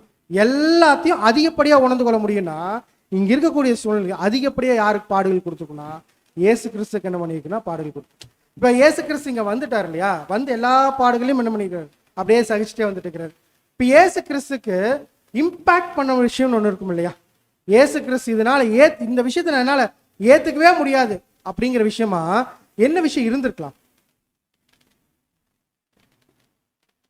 இந்த உலகத்துல வாழ்ந்துட்டு இருக்கிறார் இல்லையா, வாழ்ந்துட்டு இருக்கிற அவர்னால இந்த விஷயத்தை ஏற்றுக்கொள்ள முடியாது. உதாரணத்துக்கு நான் சொல்றேன், நானே போட்டுறேன், அக்கிரமக்காரர் ஒருவராக எண்ணப்பட்டார், இது அவர்னால ஏத்துக்க முடியுமா முடியாதா? ஏத்துக்கிறதுக்கு ரெடி ஆயிட்டாரு. ஆனா இந்த சூழ்நிலைகளை போகும்போது இதை பத்தி எல்லாத்துக்குமே அவருக்கு தெரியுமா தெரியாதா? எல்லா சூழ்நிலை, ஏன்னா சங்கீதம் 22 முழுசா படிச்சிருப்பார். முழுசா எல்லாத்தையும் படிக்கும்போது அவருக்கு நல்லா தெரிஞ்சிருக்கும் தான் என்ன சூழ்நிலைக்குள்ள போகும். அப்ப இவருக்கு என்ன தெரியும் அப்படின்னா, அக்கிரமக்காரர்கள் ஒருவராக நான் என்ன பண்ணணும், எண்ணப்படணும் அப்படின்னு முதல்ல பிக்ஸ் ஆயிடுச்சு. இப்ப கடைசி சூழ்நிலை வரைக்கும் என்ன பண்ணிட்டு இருப்பாருன்னா அசஸ் பண்ணிட்டே இருப்பார், இந்த சூழ்நிலையா இந்த சூழ்நிலையா இந்த சூழ்நிலையா. அப்ப அக்கிரமக்காரர்கள் ஒருவராக எண்ணப்படுறதுக்கு இவர் ரெடி ஆயிட்டார். இப்ப கைதி பண்ண வர்றாங்க. இப்ப இந்த கைதி பண்ண வரும்போது அவர் மைண்டுக்குள்ள என்ன ஓடி இருக்கும், இந்த ப்ராஃபஸி வந்திருக்கும் இல்லையா, இந்த ப்ராஃபஸி என்ன நினைச்சிருப்பாரு, இந்த இடம் நான் என்ன பண்றேன், அக்கிரமக்காரர்கள் ஒருவராக எண்ணப்படுறதுக்கு வாய்ப்பு இருக்கா? ஏன்னா அவர் வார்த்தைகள்ல சொல்வார், திருடனை பிடிக்க வர மாதிரி நீங்க என்ன பண்ணிக்கிறீங்க, என்ன பிடிக்க வந்திருக்கீங்களே அப்படிங்கும் போது அவரோட மைண்ட்ல என்ன வந்திருக்குன்னா, திருடனை பிடிக்க வர மாதிரி பிடிக்க வராங்க அப்படின்னா நான் இப்ப என்ன பண்ணிட்டேன், அக்கிரமக்காரர்கள் ஒருவராக எண்ணப்பட்டு விட்டேன், இந்த ப்ராஃபஸி நிறைவேறுது அப்படின்னு சொல்ல முடியுமா? சரி, ஃபர்ஸ்ட் அக்கிரமக்காரர்கள் ஒருவராக எண்ணப்பட்ட விஷயம் ஏசு கிறிஸ்துக்கு வழி கொடுத்துருக்குமா கொடுக்காதா? கொடுத்துருக்கும் இல்லையா. அப்ப அது கொடுத்த விஷயத்தை அக்செப்ட் பண்றாரு. இந்த சூழ்நிலையில அது நடந்திருக்குமான்னு கேட்கிறேன். சரி, இது நடக்கிறதுக்கு வாய்ப்பு இல்லை. இப்ப அடுத்த சூழ்நிலைக்குள்ள போறோம். கைதி பண்ணியாச்சு. இப்ப எங்க கூட்டிட்டு போயிட்டாங்க, பிலாத்தின் இடத்துல கூட்டிட்டு போயிட்டாங்க. இப்ப ரெண்டு பேர்த்தையும் ஒன்னா நிக்க வைக்கிறாங்க. யாரையும் ஏசு கிறிஸ்து நிக்க வைக்கிறாங்க, பரபாச நிக்க வைக்கிறாங்க. பரபாஸ் யாரு, ஒரு மிகப்பெரிய ஒரு பிரச்சனை பண்ணி ஆப்போசிட்டா, யாருக்கு ஆப்போசிட்டா பிரச்சனை பண்ணியிருக்காருன்னா கவர்மெண்ட்டுக்கு ஆப்போசிட்டா பிரச்சனை பண்ணி அவர் என்ன பண்ணிருக்காருன்னா கைதி பண்ணிட்டு நிக்க வச்சிருக்காங்க. எதுவுமே பண்ணாது ஏசு கிறிஸ்து என்ன பண்ணிட்டுக்கிறாரு, அந்த இடத்துல நின்றுட்டு ரெண்டு பேரும் நிக்கிறாங்க. ஏசு கிறிஸ்து சிந்தைக்குள்ள என்ன ஓடி இருக்கும், இந்த இடம் என்னுடைய தேவன் அக்கிரமக்காரர் ஒருவராக எண்ணப்பட்ட விஷயத்தை என்ன பண்றாரு, நிறைவேற்றிட்டாரா அப்படின்னு என்ன பண்ணியிருப்பாரு, திங்க் பண்ணியிருப்பாரா மாட்டாரா? திங்க் பண்ணியிருப்பாரு. இந்த இடம் சரியானதா இருக்குமா? இல்ல. இப்ப அடுத்து ஏன் அப்படின்னா, இப்ப 2 பேரும் யாரு பக்கத்துல இருக்கிறவங்க? 2 பேருமே கள்ளர்கள். இப்ப இவர் என்னவா இருக்கிறாரு? பயங்கரமான ஒரு சூழ்நிலை என்ன பண்றாருன்னா தேவன் கொடுக்குறாரு. இது எல்லாத்தையும் அக்செப்ட் பண்றாரு. ஆனா இந்த இடத்துல அக்கிரமக்காரர்கள் ஒருவராக எண்ணப்பட்டாருங்கிற விஷயம் அவருக்கு எவ்வளவு இம்பாக்ட் கொடுத்தோ தெரியாது. ஆனா இந்த இடத்துல இருந்து ஒரு வார்த்தை சொல்றாரு. என்ன வார்த்தை? கீழே இருக்கு. அப்ப அக்கிரமக்காரர்கள் ஒருவராக எண்ணப்பட்டாருங்கிற விஷயம் அவருக்கு இம்பாக்ட் கொடுத்துருக்கும். எப்படின்னா, அந்த ஒரு சூழ்நிலைக்குள்ள நான் என்ன பண்ணும் போகணுங்கிறது அதை அசஸ் பண்ணிட்டே இருக்கிறார். பட் போகும்போது இந்த இடத்துல என்ன பண்றாருன்னா, அக்கிரமக்காரர்கள் ஒருவராக எண்ணப்பட்டாருங்கிற விஷயத்தை என்ன பண்ணலாம் எடுத்துக்கலாம்னு வச்சுட்டா கூட, அதை தாண்டி அவர் சொல்லக்கூடிய விஷயம் இந்த இடத்துல என்னவா இருக்குன்னா, என்ன சொல்றாரு? என் தேவனே, என் தேவனே, ஏன் என்னை கைவிட்டீருங்கிறார். இந்த விஷயம் இயேசு கிறிஸ்துக்கு தெரியுமா தெரியாது? ஏன்னா சங்கீதம் 22 ஃபர்ஸ்ட் வசனம் என்னதான் இதுதான். அப்படிங்கும்போது இது தெரியும் தானே. ஆனா தெரிஞ்சா கூட இந்த இடத்துல பயங்கர சவுண்டா என்ன பண்ணாரு, இந்த விஷயத்த அவர் வாயிலிருந்து ப்ரொனவுன்ஸ் பண்றாரு. ஆனா ப்ரொனவுன்ஸ் பண்ணும்போது சகோதரர் எப்படி சொல்றேன்னா, ஒரு பர்ஃபெக்ட் மனுஷன் அவரு நல்லா யோசிச்சு பாருங்க. அவர் இந்த சூழ்நிலை அவர் என்ன பண்ணிட்டு இருக்கிறாரு, அடி வாங்கி மூச்சு கூட விட முடியாம நின்றுட்டு இருக்கிறாரு. ஆனா அவர் சொல்ற வார்த்தை யாருக்கு புரியுது? அங்க சுத்தி இருக்கிற எல்லாத்துக்கும் புரியுற அளவுக்கு ஒரு பெர்ஃபெக்ட் வேர்ட்ஸா என்ன பண்ணுதுன்னு பார்த்தீங்கன்னா, அவருக்கு வாயிலிருந்து வரும்போது அந்த அளவுக்கு பெர்ஃபெக்ட் மனுஷனுக்கு என்ன பண்றதுன்னு பார்த்தீங்கன்னா, ஒரு விஷயங்கள் இருக்குங்கிறது என்ன பண்ணனா இந்த இடத்துல. அப்ப ஏன் இந்த வார்த்தை ரொம்ப ஆழமா ரொம்ப சத்தமா சொல்றேன்னா, இந்த இடத்துல என்ன நடந்துச்சு?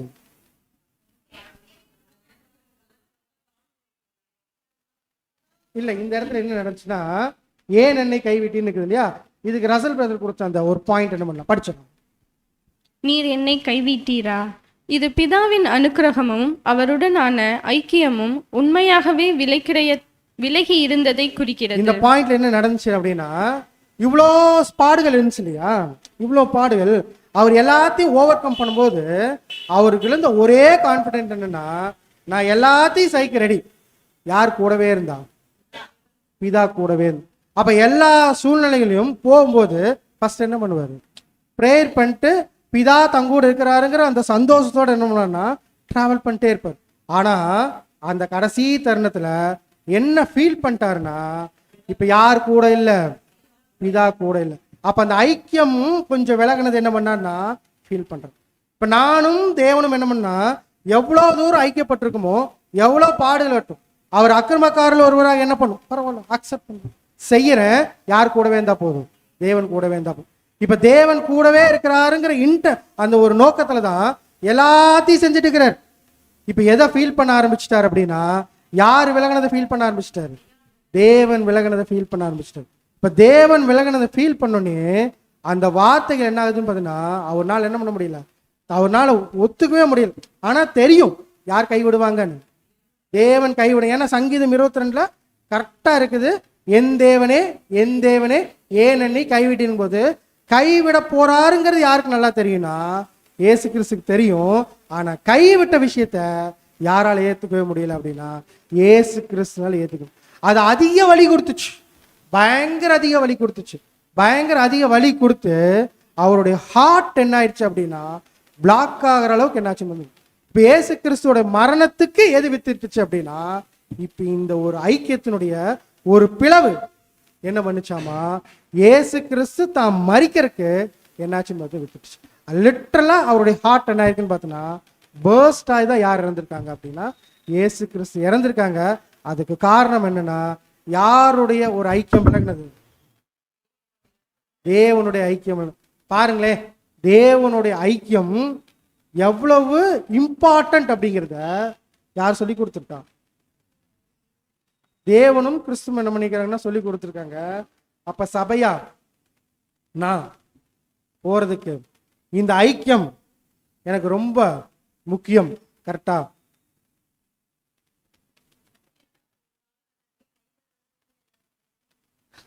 அது இயேசு கிறிஸ்து கைவிடுவார். நம்மக்கிட்ட என்ன சொல்லியிருக்கிறேன்னா, நீ உன்னை விட்டு என்ன பண்ணுறதில்ல, விலகுறதும் இல்லை.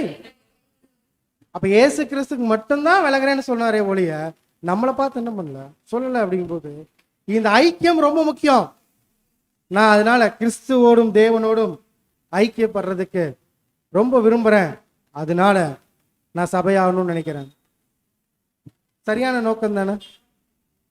இல்லைன்னா ஏன் இல்லைன்னு சொல்லுங்க.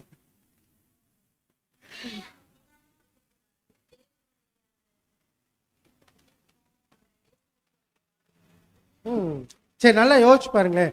இப்போ ஐக்கியப்பட்டிருக்கும் போது எனக்கு என்ன வரும்? சந்தோஷம், சமாதானம் வரும். இந்த சந்தோஷம் சமாதானம் எனக்கு வரணுங்கிறக்கோசரம் நான் சபையாக போகணும்னு நினைக்கிறேன். இந்த ஒரு நோக்கம் கரெக்டாக இருக்குமா அப்படின்னா, இதுக்குள்ளேயும் என்ன இருக்கு?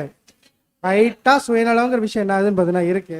அதனால சகோதரர் என்ன சொல்லிட்டாருன்னா, இதுவும் ஒரு சரியான, அதாவது நோக்கம் கரெக்டாக இருந்தால் கூட மிக உயர்ந்த நோக்கமாக என்ன பண்ணலன்னு பார்த்தீங்கன்னா இது என்ன பண்ண முடியாது. கன்சிடர் பாருங்க, நல்லா தெரியுது. தேவனும் கிறிஸ்துவும் அந்த ஐக்கியத்தோட இம்பார்ட்டன்ஸ் என்ன பண்ணிக்கிறாங்க, சொல்லி கொடுத்துருக்காங்க. கரெக்ட். பட்டு அந்த ஐக்கியத்தை விரும்புறதுக்காக நான் பண்றேன் அப்படின்னா லைட்டா என்ன இருக்கு, அதுக்குள்ள சுயநலத்தினுடைய விஷயங்கள் இருக்கு. இதுவும் என்ன ஆகாது அப்படின்னா ஒரு மிக உயர்ந்த நோக்கமா வராது. இப்ப நீங்க சொன்ன கடைசி ஆப்ஷன் என்ன அப்படின்னா, நான் என்ன பண்ண போறேன், தேவனுடைய திட்டத்தை நிறைவேற்ற போறேன். படிக்கலாம் பாருங்க. அப்பொழுது ஒருவர் இப்படி சொல்லுவார், நான் அந்த வகுப்பில் இருக்க விரும்புவது உலகத்தை உயர்த்த உதவவே, உலகத்தை மீண்டும் பரிபூர்ண நிலைக்கு கொண்டு வர உதவவே, மனித குலத்தை மீண்டும் தேவனோடு ஒற்றுமையாக்கவும் வாழ்வையும் ஆசீர்வாதங்களையும் மீட்டு கொடுக்கவும் உதவ விரும்புகிறேன். இப்ப 4வது ஆப்ஷன் என்ன அப்படின்னா, நான் ஏன் சபையாகணும்? நான் சபை ஆயிட்டேன் அப்படின்னா ஒட்டுமொத்த உலகம் என்ன ஆக போகுது, மீண்டு தேவனோடு என்ன பண்ணுதுன்னு பார்த்தீங்கன்னா அந்த ஒரு விஷயத்துக்குள்ள வரதுக்காக நான் என்ன பண்றேன் அப்படின்னா சபையாகணும்னு நினைக்கிறேன். ரொம்ப அமைதியா இருக்கிறீங்க, என்ன சொல்ல போறானோன்னு பாக்குறீங்க. கரெக்டா? இது கரெக்டான நோக்கமா இருக்காதா? கரெக்டான நோக்கம் தானே. ஏன் அப்படின்னா யாருடைய திட்டம் நிறைவேறுது? தேவனுடைய திட்டம் நிறைவேறுது. ஒட்டுமொத்த உலகமுமே இந்த ஒரு சமாதானத்துக்குள்ள வரப்போகுது, சந்தோஷத்தை அனுபவிக்க போகுது. ஒட்டுமொத்த உலகமே யாரை பற்றி தெரிஞ்சுக்க போகுதுன்னா தேவனை பற்றி தெரிஞ்சுக்க போகுது. இந்த ஒரு காரியத்தை நிறைவேறணும் அப்படிங்கிறக்கோசரம் நான் சபையாகணும்னு நினைக்கிறது கரெக்டா தப்பா? சரியான நோக்கம் இல்லையா? ஆமாவா? சரி, இப்படி ஒரு கேள்வி கேட்குறேன். தேவனுடைய திட்டம் நிறைவேறணுங்கிற நம்ம நோக்கமா இருக்கணுமா, நான் சபையாகணுங்க நம்ம நோக்கமா இருக்கணும்? அப்ப நல்லா புரிஞ்சுக்கங்க, தேவனுடைய திட்டம் நிறைவேறணும் அப்படிங்கிறதா நம்முடைய நோக்கம்னா நாளை இருக்கலாம், இல்லாமலும் போலாம். இல்லாமலும் போனா கூட என்ன வரும், தேவனுடைய திட்டம் நிறைவேறும். அதான் சொல்றாரு என்னன்னா, உலகம் உயர்த்தப்பட வேண்டும் என்பதை நீங்க விரும்புகிறீங்களா, இல்ல நான் சபையாய் உலகம் உயர்த்தப்படணும்னு விரும்புறீங்களா? அப்போ உலகம் உயர்த்தப்படணும் அப்படின்னா நான் சபையானாலும் சரி ஆகலினாலும் சரி என்ன ஆகணும், உலகம் என்ன பண்ணணும்னு பார்த்தீங்கன்னா உயர்த்தப்படணும். அப்ப நான் சபையாய்த்தான் உலகம் உயர்த்தப்படணும் அப்படின்னா இது சரியா இருக்குமா அப்படின்னா இருக்க. படிக்கலாம் பாருங்க. என்ன, நானும் ஒருத்தர் அப்படிங்கும் போது அதான் சொன்னேன், நான் என்றது எப்படி இருக்கணும்னா எப்படியாச்சும் இந்த உலகம் என்ன பண்ணிடணும், உயர்த்தப்படணும் அப்படிங்கிறது தான் இருக்கணுமே ஒழிய நான் சபையாகி உயர்த்தப்படணும்னு கூட இருக்கு. இந்த பாயிண்ட்டை படிச்சிடலாம், அதுக்கப்புறம் உங்க பாயிண்ட் கூட நான் வரேன். அன்புள்ள பிதாவே, அந்த வேலையில் பங்கு பெறுவதில் நான் மகிழ்ச்சி அடைவேன். ஆனால் வேலை சரியாக செய்யப்பட வேண்டும் என்று நான் மிகவும் ஆர்வமாக உள்ளேன். பாயிண்ட் என்ன சொல்றேன்னா, உண்மையாலுமே நான் சபையாகணுங்கிற விருப்பம் என்ன இருக்கு, ஆகி உங்களுடைய திட்டத்தை என்ன பண்ணும், நிறைவேற்றணுங்கிற ஒரு ஆர்வம் எனக்கு அதிகமா இருக்கு. ஆனா வேலை செய்யப்பட வேண்டும் என்று நான் மிகவும் ஆர்வமாக உள்ளேன். அதில் பங்கு பெற நான் ஒரு பொருத்தமான கருவி அல்ல என்பதை நீங்கள் கண்டால் அந்த வேலையை நான் மாற்றுவேன் என்று நீங்கள் பார்த்தால் ஏன் என்னை அந்த நிறுவனத்தில் சேர்த்து என்னை திருப்திப்படுத்துவதற்காக மறுசீரமைப்பு ஏற்பாட்டை கொடுக்காதீர்கள். கெடுக்காதீர்கள். நான் சபையாகி அந்த விஷயத்தை செய்யணுங்கிறோம் உங்க பிளான் எல்லாம் என்ன பண்ணிடாதீங்க, ரீடிஃபைன் பண்ணிடாதீங்க. நான் ஒரு வேலை சரியில்லை அப்படின்னா என்ன எடுத்துருங்க, எது நிறைவேற ரொம்ப முக்கியம் அப்படின்னா உங்களுடைய திட்டம் நிறைவேறது ரொம்ப முக்கியம். அதைத்தான் என்னன்னு பார்த்தீங்கன்னா கூகுள் டிரான்ஸ்லேட் கொஞ்சம் மாற்றி சொல்லியிருக்கு. நான் கீழே படிங்க. நான் அதை செய்ய வேண்டியவனாக இருக்க வேண்டும் என்பதை விட உலகம் அந்த இடத்திற்கு உயர்த்தப்படுவதை பார்ப்பதே எனக்கு மிகவும் பிடிக்கும். சார் 4வது பாயிண்ட் சொல்லிட்டான்னா, இந்த உலகம் உயர்த்த பண்ணும், அதுதான் நோக்கமா இருக்கணும் ஒழிய அதுல நான் இருந்து பண்ணணும் அப்படிங்கிறது எந்த விதத்திலும் எப்படி இருக்காது, ஒரு சரியான ஒரு விஷயம் இருக்காது. ஏன்னா நான் இருந்துதான் பண்ணணும் அப்படின்னு நினைச்சோம்னா எவ்வளவு நாள் ஆகும், ரொம்ப வருஷம். தேவனுடைய பிளான் என்ன பண்ணணும் அப்படின்னா ரீடிஃபைன் பண்ணணும். 1000 வருஷம், அதாவது ஒரு குறிப்பிட்ட பிளான் வச்சிருக்காரு அப்படின்னா நான் மாறணும்னு நினைச்சான்னு வச்சுக்கோங்களேன், இன்னும் 10 வருஷம் ஆனால் நான் என்ன பண்ண மாட்டேன், மாறதுக்கான வாய்ப்பு இல்லை அப்படின்னு வச்சுக்கோமே. அப்படின்னா தேவன் ரீடிஃபைன் பண்ண அவரோட பிளானை. அப்போ அப்படி இருக்கக்கூடாது. எப்படி இருக்கணும் அப்படிங்கிறன்னா, தேவனுடைய திட்டம் யாரை கொண்டு வேணாலும் பண்ணலாம், நிறைவேறலாம், அது சரியா இருக்குமே ஒழிய நான் சபையாய் நிறைவேற்றணுங்கிறது எப்படி பார்த்தா சரியானதா இருக்காது. அப்போ 4 பாயிண்ட் என்ன பண்ணிட்டோம். இப்போ தேவன்கிட்ட கேட்கலாம். இப்போ நீங்க சொன்ன எல்லாமே என்ன பண்ணிக்கிறீங்க, இல்லை இல்லை இல்லை இது மிக உயர்ந்த நோக்கம் இல்லைங்கிறீங்களே. தேவனே, நான் ஏன் தான் சபையா மாறணும், கட்டுதானே, என்ன நோக்கத்தோட நான் சபை வாய்ப்புங்கிற ஓட்டத்தை ஓடணும். இந்த கேள்வியை நம்ம கேட்டா தேவன் என்ன சொல்லுவார்னா, கரெக்டுப்பா, நீ ஏன் சபை ஆகணுங்கிற நோக்கத்தை என்ன பண்ற என்கிட்ட கேட்குற, ஏன் உன்னை அழைச்சன்னு கேட்குற. ஆனா இதுக்குள்ள ஒரு பாயிண்ட்டை என் குமாரன் என்ன பண்ணிக்கிறார் அப்படின்னா, அவர் வாழும் போதே அந்த பாயிண்ட்டை சொல்லிட்டு தான் என்ன நீங்க உயர்த்தணும் அப்படின்னா இதுக்காக உயர்த்துங்க அப்படின்னார்.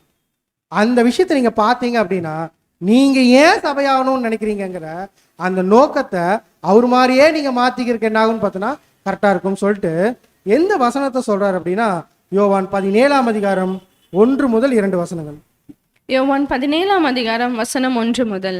இயேசு இவைகளை சொன்ன பின்பு தம்முடைய கண்களை வானத்துக்கு ஏறெடுத்து, பிதாவே, வேலை வந்தது, நீர் உம்முடைய குமாரனுக்கு தந்தரிலின யாவருக்கும் அவர் நித்திய ஜீவனை கொடுக்கும் பொருட்டு மாம்சமான யாவர் மேலும் நீர் அவருக்கு அதிகாரம் கொடுத்தபடியே உம்முடைய குமாரன் உம்மை மகிமைப்படுத்தும்படிக்கு நீர் உம்முடைய குமாரனை மகிமைப்படுத்தும். இயேசு கிறிஸ்து என்ன கேட்டார் அப்படின்னா, நான் ஏன் உங்ககிட்ட வரணும்னு நினைக்கிறேன் தெரியுமா, ஒண்ணும் இல்லை, நான் இந்த உலகத்துல அதிகமா என்ன பண்ணிட்டு இருக்கிறேன்னா உங்களை மகிமைப்படுத்தக்கூடிய வாழ்க்கை என்ன பண்ணிட்டு இருக்கிறேன், வாழ்ந்துட்டு இருக்கிறேன். இது பத்தாது, நான் என்ன பண்ணணும், இன்னும் உங்களை என்ன பண்ணணும், மகிமைப்படுத்தணும். வாய்ப்பு கொடுங்க, மேலே வரேன், மேலே வந்து இன்னும் அதிகமாக உங்களை என்ன பண்றேன், மகிமைப்படுத்துறேன். படிச்சிடலாம். இயேசு ஏன் அந்த உயர்ந்த நிலைக்கு எழுப்பப்பட விரும்பினார்? தந்தையை மகிமைப்படுத்துவதற்காகத்தான். அவர் சிறிது நேரம் கழித்து சாராம்சமாக இவ்வாறு சொன்னார்: தந்தையே, நான் பூமியில் உம்மை மகிமைப்படுத்தினேன், நீர் எனக்கு கொடுத்த பணியை நான் செய்து முடித்தேன். ஆனால் தந்தையே, நான் உம்மை இன்னும் அதிகமாக மகிமைப்படுத்த விரும்புகிறேன். என்ன சொல்லிட்டாருன்னா, இப்ப நீங்க கொடுத்தீங்க இல்லையா வாய்ப்பு இந்த உலகத்துல, அதுல நான் மகிமைப்படுத்துறேன். பட் இது பத்தாது, நான் இன்னும் என்ன பண்றேன், உங்களை மகிமைப்படுத்தணும்னு நினைக்கிறேன். எனக்கு என்ன வாய்ப்பு கொடுங்கன்னா, அந்த ஒரு மேலான வாய்ப்பு கொடுங்க. அங்க வரேன், வந்து உங்களை நான் அதிகமாக என்ன பண்ணுறேன்னு பார்த்தீங்கன்னா மகிமைப்படுத்த விரும்புகிறேங்கிறது தான் யாருடைய ஒரு நோக்கமாக இருந்துச்சு, ஆண்டவரை இயேசு கிறிஸ்துடைய நோக்கமாச்சு. அதனால தான் பவுல் இதை படிச்சுட்டு உங்களுடைய நோக்கம் இந்த உலகத்தில் ஓடும்போது எப்படி இருக்கணும் அப்படிங்கிறது என்ன பண்ணார்னா சொன்னார். படிக்கலாம் பாருங்க. 1 கொரிந்தியர் 10ஆம் அதிகாரம் 31ஆம் வசனம். 1 கொரிந்தியர் 10ஆம் அதிகாரம் 31ஆம் வசனம். ஆகையால் நீங்கள் புசித்தாலும் குடித்தாலும் எதை செய்தாலும் எல்லாவற்றையும் தேவனுடைய மகிமைக்கென்றே செய்யுங்கள். என்ன சொல்லிட்டார்? புசிச்சாலும் சரி, குடிச்சாலும் சரி, எது வேணா செய்யும். எந்த விஷயத்தை செஞ்சாலும் ஒரு புது சிருஷ்டியோடைய நோக்கம் என்னவா இருக்கணும் அப்படின்னா, இந்த விஷயம் யாரை மகிமைப்படுத்தணும், தேவனை மகிமைப்படுத்தணும். தன்னுடைய வாழ்க்கையில எழுதக்கூடிய எல்லா காரியங்களும், எந்த காரியமா இருந்தாலும் சரி, சப்ஜெக்ட் ப்ரெசன்ட் பண்றதா இருந்தாலும் சரி, பாட்டு பாடுறதா இருந்தாலும் சரி, ஒரு ஊழியத்தை செய்யறது, எது செஞ்சாலும் அவங்களுடைய மைண்ட்ல இருந்து வர வேண்டிய விஷயம் என்னன்னா, இது யாரை மகிமைப்படுத்தணும், தேவனை மகிமைப்படுத்தும். அப்ப நான் சப்ஜெக்ட் பேசிட்டு கீழே இறங்கினா கூட ஆல் க்ளோரி டு காட். ஏன் அப்படின்னா இங்க பேசுற விஷயத்தினுடைய கண்டென்ட் யார் கொடுத்துருக்காங்கன்னா தேவன் கொடுத்துருக்காரு. பரிசுத்தாவி யார் கொடுத்துருக்காங்கன்னு தேவன் கொடுத்துருக்காரு. இதுல பெருமை பாராட்டுறதுக்கு எனக்கு என்ன இல்லை, ஒண்ணுமே இல்லை. இந்த விஷயத்தை வச்சுட்டு நான் என்ன பண்ணிடக்கூடாதுன்னா என்னுடைய மேன்மையை தேடிடக்கூடாது. இந்த இடத்துல புது சிருஷ்டிகள் எல்லாருமே அழைக்கப்பட்ட அழைப்புல இருந்து அவங்களுடைய முடிவு வரைக்கும் அவங்களுடைய மைண்ட்ல சிந்தையில் இருக்கக்கூடிய விஷயம் என்னன்னா, யாரை மகிமைப்படுத்தணும்? தேவனை மகிமைப்படுத்தணும். அப்படி இருக்கிறது தான் என்ன சிந்தை அப்படிங்கிறதுனா கிறிஸ்துவனுடைய சிந்தை. அப்ப கிறிஸ்துவனுடைய சிந்தையே உங்களிலும் இருக்க கடவுது அப்படின்னா என்ன வேணும் அப்படின்னா எதை வேணா செய்யலாம். ஆனா செய்யும் போது நம்மளுடைய நோக்கம் யாரை மகிமைப்படுத்துறதா இருக்கணும் அப்படின்னா தேவனை மகிமைப்படுத்துறதா. அப்ப அடுத்து இந்த உலகத்துல இருக்கு இல்லையா, அப்ப மேலான பொசிஷன் தேரம் இல்ல, அந்த மேலான ஒரு சபை வாய்ப்பு கொடுங்க, உங்களை மகிமைப்படுத்துறது ஏன் அப்படிங்கிற ஒரு கேள்வி நமக்குள்ள வரும்போது அதுக்கும் சகோதரர் என்ன பண்றேன்னா பதில் கொடுக்குறாரு. படிச்சிடலாம். வேறு எந்த வகுப்பினரை விடவும் சபை வகுப்பை சேர்ந்தவராக இருக்க நான் விரும்புவதற்கான ஒரே காரணம், அந்த வாய்ப்பு எனக்கு வேறு எந்த நிலையிலும் அல்லது வேறு எந்த நிலையிலும் என்னால் செய்ய முடிந்ததை விட அதிகமாக என் பரலோக தகப்பனை மகிமைப்படுத்த உதவும் திறன் மற்றும் சக்தி மற்றும் சூழல் இருக்கும். ஏன் அந்த பொசிஷன் நான் கேட்கிறேன் அப்படின்னா, மிச்சம் எல்லா பொசிஷனை விட, ஒரு திரள் கூட்டமா இருந்து நான் செய்யறதை விட, ஒரு உலக ஜனமா இருந்து செய்யறதை விட எந்த பொசிஷன் உங்களை அதிகமா மகிமைப்படுத்த முடியும்? அந்த சபை வாய்ப்புங்கிற பொசிஷன்ல உங்களை அதிகமா மகிமைப்படுத்தக்கூடிய எல்லா விஷயமுமே அங்க இருக்கு. அதனாலதான் நான் என்ன கேட்கிறேன் அப்படின்னா, அந்த வாய்ப்பை கொடுங்க.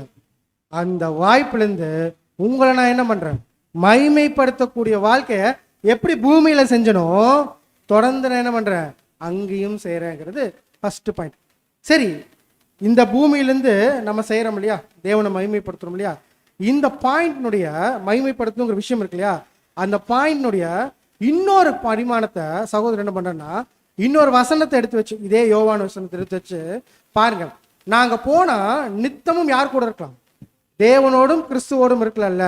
அந்த வாய்ப்பையே தேவன் எனக்கு ஏன் கொடுக்குறாரு அப்படிங்கிறத அந்த வசனத்தை வச்சு சொல்றாரு. படிக்கும் யோவான் 17ஆம் அதிகாரம் 3ஆம் வசனம். யோவான் 17ஆம் அதிகாரம் 3ஆம் வசனம். ஒன்றான மெய்தேவனாகிய உம்மையும் நீர் அனுப்பினவராகிய இயேசு கிறிஸ்துவையும் அறிவதே நித்திய ஜீவன். என்ன சொல்லிட்டாரு? ஒன்றான மெய்தேவனாகிய உம்மையும் நீர் அனுப்பினவராகிய இயேசு கிறிஸ்துவையும் அறிவதே நித்திய. இது எப்படி இருக்கும் இங்கிலீஷ்ல படிச்சு பண்ணா எட்டர்னல் லைஃப்னு. எட்டர்னல் லைஃப்னா நித்தமும் அவரோடு கூட இருக்கக்கூடிய விஷயம். அப்ப இது ஏன் அப்படி சொல்றாரு? எப்படி சொல்றேன்னா, தேவனையும் கிறிஸ்துவையும் அறியறது தான் என்னதாமா நித்திய ஜீவன் அப்படின்னா, நல்லா கவனிச்சு பாருங்க. அப்படின்னு என்ன கவனிக்கணும் அப்படின்னா, இப்ப தேவனுடைய தன்மைகள் நமக்கு எல்லாமே தெரிஞ்சிருச்சா? கிறிஸ்துவனுடைய விஷயம் நமக்கு எல்லாமே தெரிஞ்சிருச்சா அப்படின்னா இல்லை. அப்ப இங்க பாயிண்ட், இந்த வசனத்தை வச்சு என்ன சொல்ல வரேன்னா, நான் அந்த நித்திய வாழ்க்கையை தேடுறேன் இல்லையா, எதுக்கு அப்படின்னா தேவனை மகிமைப்படுத்துறதுக்கு தானே. அந்த தேவனை மகிமைப்படுத்துறதுக்கு எதை பார்த்து மகிமைப்படுத்தணுமாமா, கூடவே இருந்து அவரை பத்தி தெரிஞ்சுக்கிறோம். தெரிஞ்சுக்கிட்டு தெரிஞ்ச ஒவ்வொரு விஷயத்தையும் வச்சு என்ன பண்றோமாமா அவரை அந்த இடத்துல மகிமைப்படுத்தணும். படிச்சீங்கன்னா நல்லா புரியும். தேவனை அறிதல் என்பது நித்திய ஜீவனை பெறுவதற்கான நோக்கம் என்று அது கூறவில்லை. மாறாக நித்திய ஜீவன் இருக்கிறதின் நோக்கம் தேவனை அறிதலே என்று அது சொல்கிறது. என்ன சொல்லுது? நித்திய ஜீவன், அதாவது அந்த இடத்துல நான் எட்டர்னல் லைஃப் வாங்குறதுடைய பர்பஸ் என்னன்னா, நான் என்ன பண்ணுமாமா நித்தமும் என்ன பண்ணணும், ஃபர்ஸ்ட் யாரை தெரிஞ்சுக்கணும்? தேவனையும் கிறிஸ்துவும் பத்தி என்ன பண்ணணுமாமா தெரிஞ்சுக்கணும். தெரிஞ்சுக்கிட்டு இன்னும் தெரிய தெரிய தெரிய நான் என்ன பண்ணுவேன்னா மகிமைப்படுத்திட்டே பாருங்க. இதை படிச்சு பாருங்களேன் ஒரு நிமிஷம், நல்லா பாருங்க. உம்மை முழுமையாக அறிந்து கொள்ள ஒரே ஒரு வாழ்நாள் போதாது. ஏன் அந்த பொசிஷன் தேர்ற அப்படின்னா, தேவனை பத்தி தெரிஞ்சுக்கணும். அப்படின்னா என்ன பத்தாது, நம்முடைய லைஃப் பத்தாது. நம்ம எவ்வளவு தெரிஞ்சுக்கிறோம் அப்படின்னா ரொம்ப கம்மி. இந்த ரொம்ப கம்மி தெரிஞ்சுக்கிட்டே தேவனை இவ்வளவு மகிமைப்படுத்துறோம்னா, தேவனுடைய திட்டத்தினுடைய ஒரு ஆழம், அவருடைய தன்மை தெரிஞ்சிச்சு அப்படின்னா எவ்வளவு மகிமைப்படுத்தும். ரொம்ப அதிகமா என்ன பண்ணணுமாமா மகிமைப்படுத்துவோம். இப்ப நான் உங்களை மகிமைப்படுத்தணும்னு நினைக்கிறேன் இல்லையா, மகிமைப்படுத்தணும்னு நினைக்கும் போது எனக்கு எட்டர்னல் லைஃப் ஏன் வேணும்னு நினைக்கிறேன்னா, இன்னும் அதிகமா யாரை பத்தி தெரிஞ்சுக்கிறேன்? உங்களை பத்தி தெரிஞ்சுக்கிறேன். உங்களை பத்தி தெரிஞ்சுக்கிட்டு இன்னும் அதிகமா உங்களை என்ன பண்றேன்னு பார்த்தீங்கன்னா மகிமைப்படுத்த. ஏன் அப்படின்னா, இப்ப நான் உங்களை பத்தி தெரிஞ்சது ரொம்ப கம்மி. இயேசு கிறிஸ்து கூட சொல்லுவார்ல யோவான்ல, நான் பூலோகத்துக்குள்ள விஷயங்கள் தான் சொல்றேன், இதவே நீங்க என்ன பண்ணல, அக்செப்ட் பண்ண முடியல. ஒருவேளை நான் பரலோகத்தில் இருக்கக்கூடிய விஷயத்த சொல்றேன், உங்களால என்ன பண்ண முடியாது, நம்பவே முடியாது. அப்படின்னா இயேசு கிறிஸ்துக்கு தெரிஞ்ச விஷயமே நம்மளால என்ன பண்ண முடியல, அதை அண்டர்ஸ்டாண்ட் பண்ணி நம்ப முடியல. உதாரணத்துக்கு இன்னும் கொஞ்சம் உள்ள போய்க்கன்னா, யோபுட்டு ஒரே 2 கேள்வி கேட்பார். என்ன கேள்வி கேட்பாரு? இந்த பூமி எப்படி நிக்குதுன்னு உனக்கு தெரியுமா? எப்படி நிக்குது? அப்போ அவருடைய வல்லமையில நிக்குது இல்லையா? அவருடைய சொல்லுக்கு என்ன பண்ணுதுன்னு பார்த்தீங்கன்னா அப்படியே கீழ்ப்படுதுன்னா, இந்த விஷயமே நமக்கு எப்படி இருக்குது? பயங்கரமா இருக்கு. இன்னும் அதிகமா என்ன பண்ணு பார்த்தீங்கன்னா, தேவனை பத்தி தெரிஞ்சுக்கிறதுக்கு நிறைய விஷயங்கள் இருக்கு. இந்த விஷயங்கள் எல்லாம் நான் பார்க்கணும். இந்த விஷயங்கள் எல்லாம் தெரிஞ்சாதான் நான் யாரை மகிமைப்படுத்த முடியும்னா தேவனை மகிமைப்படுத்த முடியும். இப்போ இந்த மகிமையான ஒரு பொசிஷனை கொடுங்க, அங்க வந்து நித்தமும் என்ன பண்றேன்னு பார்த்தீங்கன்னா உங்களை பத்தி என்டையரா தெரிஞ்சுக்கிறேன். இப்போ நான் தெரிஞ்சது இவ்வளவுதான், கரெக்டா? இந்த விஷயத்திலேயே நான் என்ன பண்றேன்னா உங்களை மகிமைப்படுத்தக்கூடிய விஷயத்தை என்ன பண்ணிட்டு இருக்கேன்னா செஞ்சுட்டு இருக்கிறேன். ஏன்னா பார்க்குற ஒவ்வொரு விஷயம் எப்படி இருக்குமாமா, ரொம்ப அதிசயமா இருக்கு. உதாரணத்துக்கு மனுஷன் எப்படி இருப்பான்? இப்போ நான் இருக்கிறேன், இப்போ எனக்கு ஒரு 40 வயசு ஆச்சுன்னு சொல்லுங்க. 40 வருஷத்துக்கு முன்னாடி எங்க இருந்தேன்னு தெரியாது. ஆனா எங்கேயோ இருந்து இந்த காத்துல இந்த உலகத்துல எங்கேயோ இருந்து என்ன பண்ணிக்காருன்னா தேவன் ஒரு மனுஷனா உருவெடுக்க வச்சு இந்த இடத்துல நின்று தேவனுடைய வார்த்தைகளை பேசுறதுக்கு என்ன பண்ணிக்காருன்னா கொண்டு வந்து நிறுத்திருக்காரு போது இது எவ்வளோ பெரிய அதிசயம், எவ்வளோ பெரிய விஷயம். இப்போ நம்ம எல்லாருமே யோசிப்போம், நம்ம எல்லாருமே நம்ம பிறக்கிறதுக்கு முன்னாடி என்ன வரும் தெரியாது. ஆனா நம்மளை குறித்து என்ன சொல்றாரு? உன்னை பேர் சொல்லி என்ன பண்ணிக்கிறேன் அழைச்சிருக்கிறேங்கிறாரு. அப்ப நமக்கு இந்த பேர் வைப்பாங்க, இந்த ஒரு ஓட்டத்துக்குள்ள வருவோங்கிறது முதலே தெரியும். தேவன் கூப்பிட்டு இந்த வாய்ப்பை கொடுத்துருக்காருன்னா அவ்வளவு மகிமை நிறைந்த தேவன் என்ன பண்றோன்னு பார்த்தீங்கன்னா புரிஞ்சுக்கிட்டு இப்ப மகிமைப்படுத்துறோம். இவ்வளவுதான் நமக்கு தெரியும். ஆனா இதை தாண்டி இந்த இடம் இருக்கு இல்லையா, இது என்னது? யுகாயுகம். யுகாயுகத்துல என்ன நடக்கும் அப்படிங்கிறது யாராச்சும் சொல்ல முடியுமா? யாருக்கு? சரி, இன்னொரு கேள்வி கேட்கிறேன். தூதர்கள் என்ன பண்றாங்க? தேவனை நித்தமும் மகிமைப்படுத்த. ஏன் அப்படின்னா யாரை பார்த்துட்டே இருக்கிறாங்க? தேவனை பார்த்துட்டே இருக்கிறாங்க. நித்தமும் பரிசுத்தர் பரிசுத்தர் பரிசுத்தர் என்ன பண்றன்னா அவங்களோட வார்த்தையிலிருந்து வந்துட்டே இருக்குன்னா ஏதோ ஒரு விஷயம் என்ன பண்ணிக்கிறாங்க, அவங்க தேவன்கிட்ட பார்த்துருக்காங்க. அப்ப அவ்வளவு மகிமை நிறைந்த தேவனை இன்னும் நம்மளால என்ன பண்ண முடியலன்னா இந்த ஒரு லெவல் வரைக்கும் தான் நம்மளால என்ன பண்ண முடியும். தேவன் அவ்வளவுதான் என்ன பண்ணிக்கிறாரு, பைபிள் வசனங்களை கொடுத்துருக்கிறார். இந்த யுகாயுகத்தை பத்தியே நம்மளால என்ன பண்ண முடியலன்னா சொல்ல முடியும். அதான் சொன்னேன், இந்த உலகம் திரும்ப மாறுது அப்படின்னா மாறும்போது எப்படி இருக்குங்கிறது என்ன முடியாது, நம்மளால கணிக்க முடியல. அவ்வளவு மகிமை நிறைந்த தேவனை நம்ம இன்னும் மகிமைப்படுத்தணும் அப்படின்னா எங்க போனா மகிமைப்படுத்தணும்? மேல.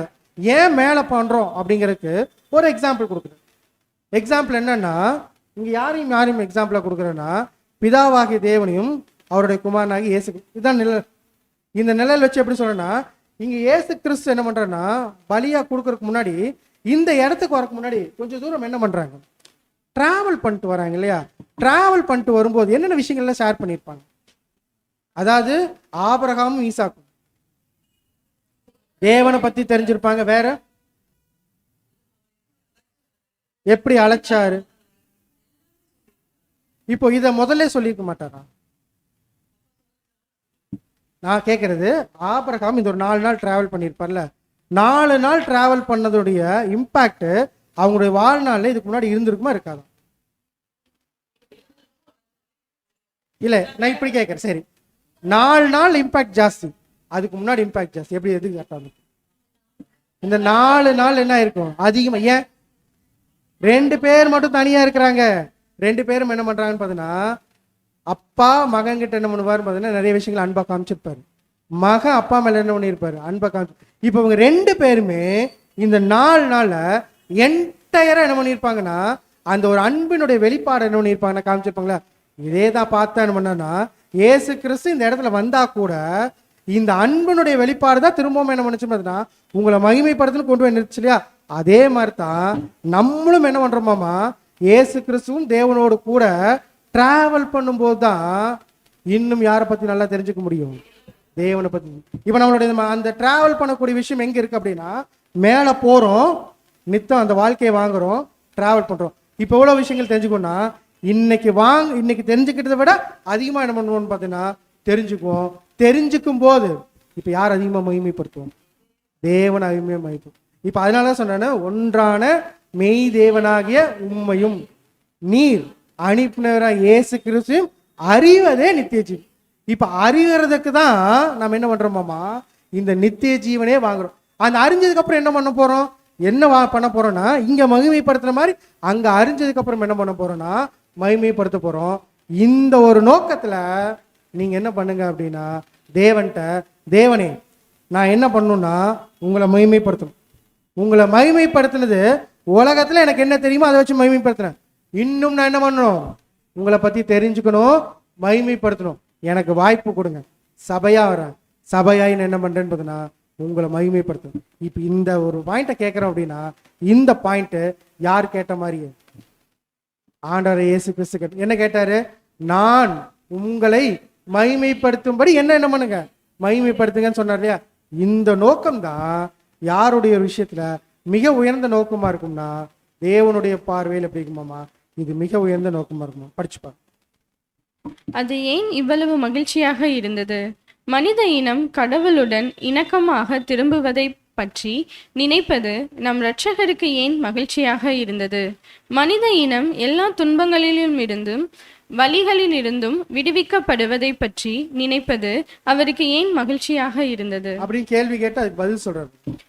அன்பான நண்பர்களே, மகிழ்ச்சியின் முக்கிய பகுதி மனித இனம் எவ்வாறு பிதாவை மகிமைப்படுத்த முடியும் என்ற எண்ணமாகும். பின்னர் நமது இரட்சகர் தம்முடைய பிதாவை மகிமைப்படுத்த முயன்றார். மேலும் பரலோகத்திலும் பூமியிலும் உள்ள அனைத்து உயிரினங்களும் இதையெல்லாம் திட்டமிட்ட பிதாவை புகழ்ந்தும் மகிமையுடனும் பாடும் வகையில் மனித இனத்தை ஒரு நிலையில் வைக்க முடிந்த அனைத்தையும் செய்ய அவர் நினைத்தார். அவரோட இன்டென்ஷன்னா யாரை மகிமைப்படுத்தும், தேவனை மகிமைப்படுத்துங்கிற இன்டென்ஷன் தான் யாருக்குள்ள இருந்துச்சுன்னா இயேசு கிறிஸ்து. இதே ஆவி யாருக்குள்ளேயும் இருக்கும், நமக்கு. பிதாவே, நேரம் வரும்போது எப்படி உங்களுடைய குமாரன் நீங்க மகிமைப்படுத்துங்கன்னு சொன்னாரோ, எதுக்காக அப்படின்னா உங்களை மகிமைப்படுத்துறதுக்காக அவரை மகிமைப்படுத்த சொன்னாரோ. இப்போ நானும் கேட்குறேன், என்னை நீங்க என்ன பண்ணுங்க, எனக்கு ஒரு வாய்ப்பு கொடுங்க. அந்த வாய்ப்புல நான் வந்து என்ன பண்றேன், உங்களை மகிமைப்படுத்தணும்னு விரும்புறேன். இப்போ எனக்கு அந்த வாய்ப்பு கொடுங்கன்னு சொல்லி கேட்டா தேவன் என்ன பண்ணுவார், சந்தோஷமா கொடுப்போம். ஏன் அப்படின்னா இப்போ யாரை மகிமைப்படுத்த, நல்லா யோசிச்சு பாருங்க. இதுல ஒரு பாயிண்ட் நான் மிஸ் பண்ணிட்டேன். என்னன்னா, ஆபிரகாமும் ஈசாக்கும் அந்த பலி செலுத்துறாங்க இல்லையா. பலி செலுத்தும் போது இப்போ ஈசாக்கு இருக்காருல்ல, ஈசாக்கு என்ன பண்ணாரு, அப்படியே வந்து கீழ்ப்படிஞ்சு போய் படுத்துட்டாரு. எல்லாருமே பார்ப்போம். இப்போ நம்ம மெமோரியல்ல அதிகமாக யாரோடைய விஷயத்தை அதிகமாக பார்ப்போம்னா, இயேசு கிறிஸ்துனுடைய அந்த ஒரு கஷ்டங்கள், பாடுகள், துன்பங்கள் நமக்கு எப்படி இருக்கு அப்படின்லாம் பார்ப்போம். யாருமே பார்ப்போம், இல்லைன்னு சொல்ல, பட் இம்பார்ட்டன்ஸ் எது கொடுக்கறது இல்லை அப்படின்னா, ஆபிரகாமுக்கு வலிச்சிருக்குமா, ஈசாக்கு வலிச்சிருக்குமா? ஆபிரகாமுக்கு ரொம்ப வலிச்சிருக்கு. அதே தான் நம்ம என்ன பண்றோமாமா கவனிக்க தவறோம். இப்போ நம்மனால அவ்வளோதான் என்ன பண்ண முடியுதுன்னு பார்த்தீங்கன்னா திங்க் பண்ண முடியுது. எல்லாமே இயேசு கிறிஸ்து பட்ட பாடுகள் எல்லாமே அதிகமான வழி யாருக்கு கொடுத்துருக்கோம் அப்படின்னா தேவனுக்கு கொடுத்துருக்கோம். அப்போ அந்த தேவனுடைய அந்த மைண்ட்லேருந்து என்ன பண்ணுறது இல்லைன்னா, நம்ம ஒரு சில விஷயங்கள் என்ன பண்ணுறதுன்னா கவனிக்கிறது இல்லை. நிறையா தேவனுடைய சாக்ரிஃபைஸ் இருக்கு. பிலிப்பு, அதாவது இவ ரோமன் எழுதியிருப்பார் 8ஆம் அதிகாரத்தில், தேவன் தான் என்ன பண்ணாரு, இந்த பலி கொடுத்து யாரை மீட்கணும், நம்மளை மீட்கணுங்கிற பிளானே போட்டிருக்கிறார். இந்த பிளானை போட்ட தேவன் இவ்வளவு அன்பானவர், இவ்வளவுதான் நமக்கு தெரியும். இன்னும் எவ்வளவு அன்பானவர்கள் என்ன பண்ண முடியாது, நம்மளால யூகிக்க முடியல. ஆனா அதை காட்டிலும் அன்பானவர்கள் நம்மளால என்ன பண்ண முடியும்னா சொல்ல முடியும். எவ்வளவு அன்பானவங்கன்னு தெரிஞ்சாதான் இன்னும் என்ன பண்ண முடியும்னா மகிமைப்படுத்த முடியும். அந்த மகிமைப்படுத்துறதுக்காக நான் என்ன பண்றேன்னா இந்த ஒரு வாய்ப்பை தாங்கன்னு கேட்டா தேவனுடைய பார்வையில் எப்படி இருக்குன்னா இது மிக உயர்ந்த நோக்கமா இருக்கணும். அப்ப இன்னைக்கு நம்ம எல்லாருமே என்ன பண்ணிட்டு இருக்கிறோம்னா, டிராவல் பண்ணும்போது யாரை மகிமைப்படுத்த நம்மளோட நோக்கமா இருக்குங்க, தேவனை மகிமைப்படுத்துங்கிறது ஒரு உயர்ந்த நோக்கமா என்ன பண்றோம்னு பார்த்தீங்கன்னா பாக்குறோம் இல்லையா. இந்த உயர்ந்த நோக்கம் எங்கெங்கெல்லாம் இருக்கணும் சொல்லுங்க, பிராக்டிக்கலா நம்ம பாயிண்ட்டுக்கு வந்துடும். சரி, நான் சப்ஜெக்ட் பேசுறேன், இல்லைண்ணா ஒவ்வொன்றா வரேன். சப்ஜெக்ட் பேசுறேன், என்னோட நோக்கம் என்னவா இருக்கணும், தேவனை மகிமைப்படுத்தணுங்கிற நோக்கம். அப்ப தேவனை மகிமைப்படுத்தணுங்கிற நோக்கம்னா அந்தக்குள்ள என்ன கொண்டு வரேன்னா, தேவன் எப்படிப்பட்டவங்க, கிறிஸ்து எப்படிப்பட்டவங்க, இவங்க ரெண்டு பேருடைய அன்பு எப்படிப்பட்டது, இந்த மாதிரியான ஒரு காரியத்தை என்ன பண்ணுவோம்னா அதிகமாக என்ன பண்ணு பார்த்தீங்கன்னா ப்ரிஃபர் பண்ணுவேன். அடுத்து நான் ஒரு வேலை செய்கிறேன், ஒரு கீபோர்டு போடுறேன்னு வச்சுக்கோமா, கீபோர்டு போடுறேன், என்ன நினைக்கணும், தேவனை மகிமைப்படுத்தணும். சரி, நான் ஹால் கூட்டுறேன், அப்ப எல்லா விஷயத்துலையுமே நான் செய்யறது எல்லாமே யாரை மகிமைப்படுத்தும்? தேவனை.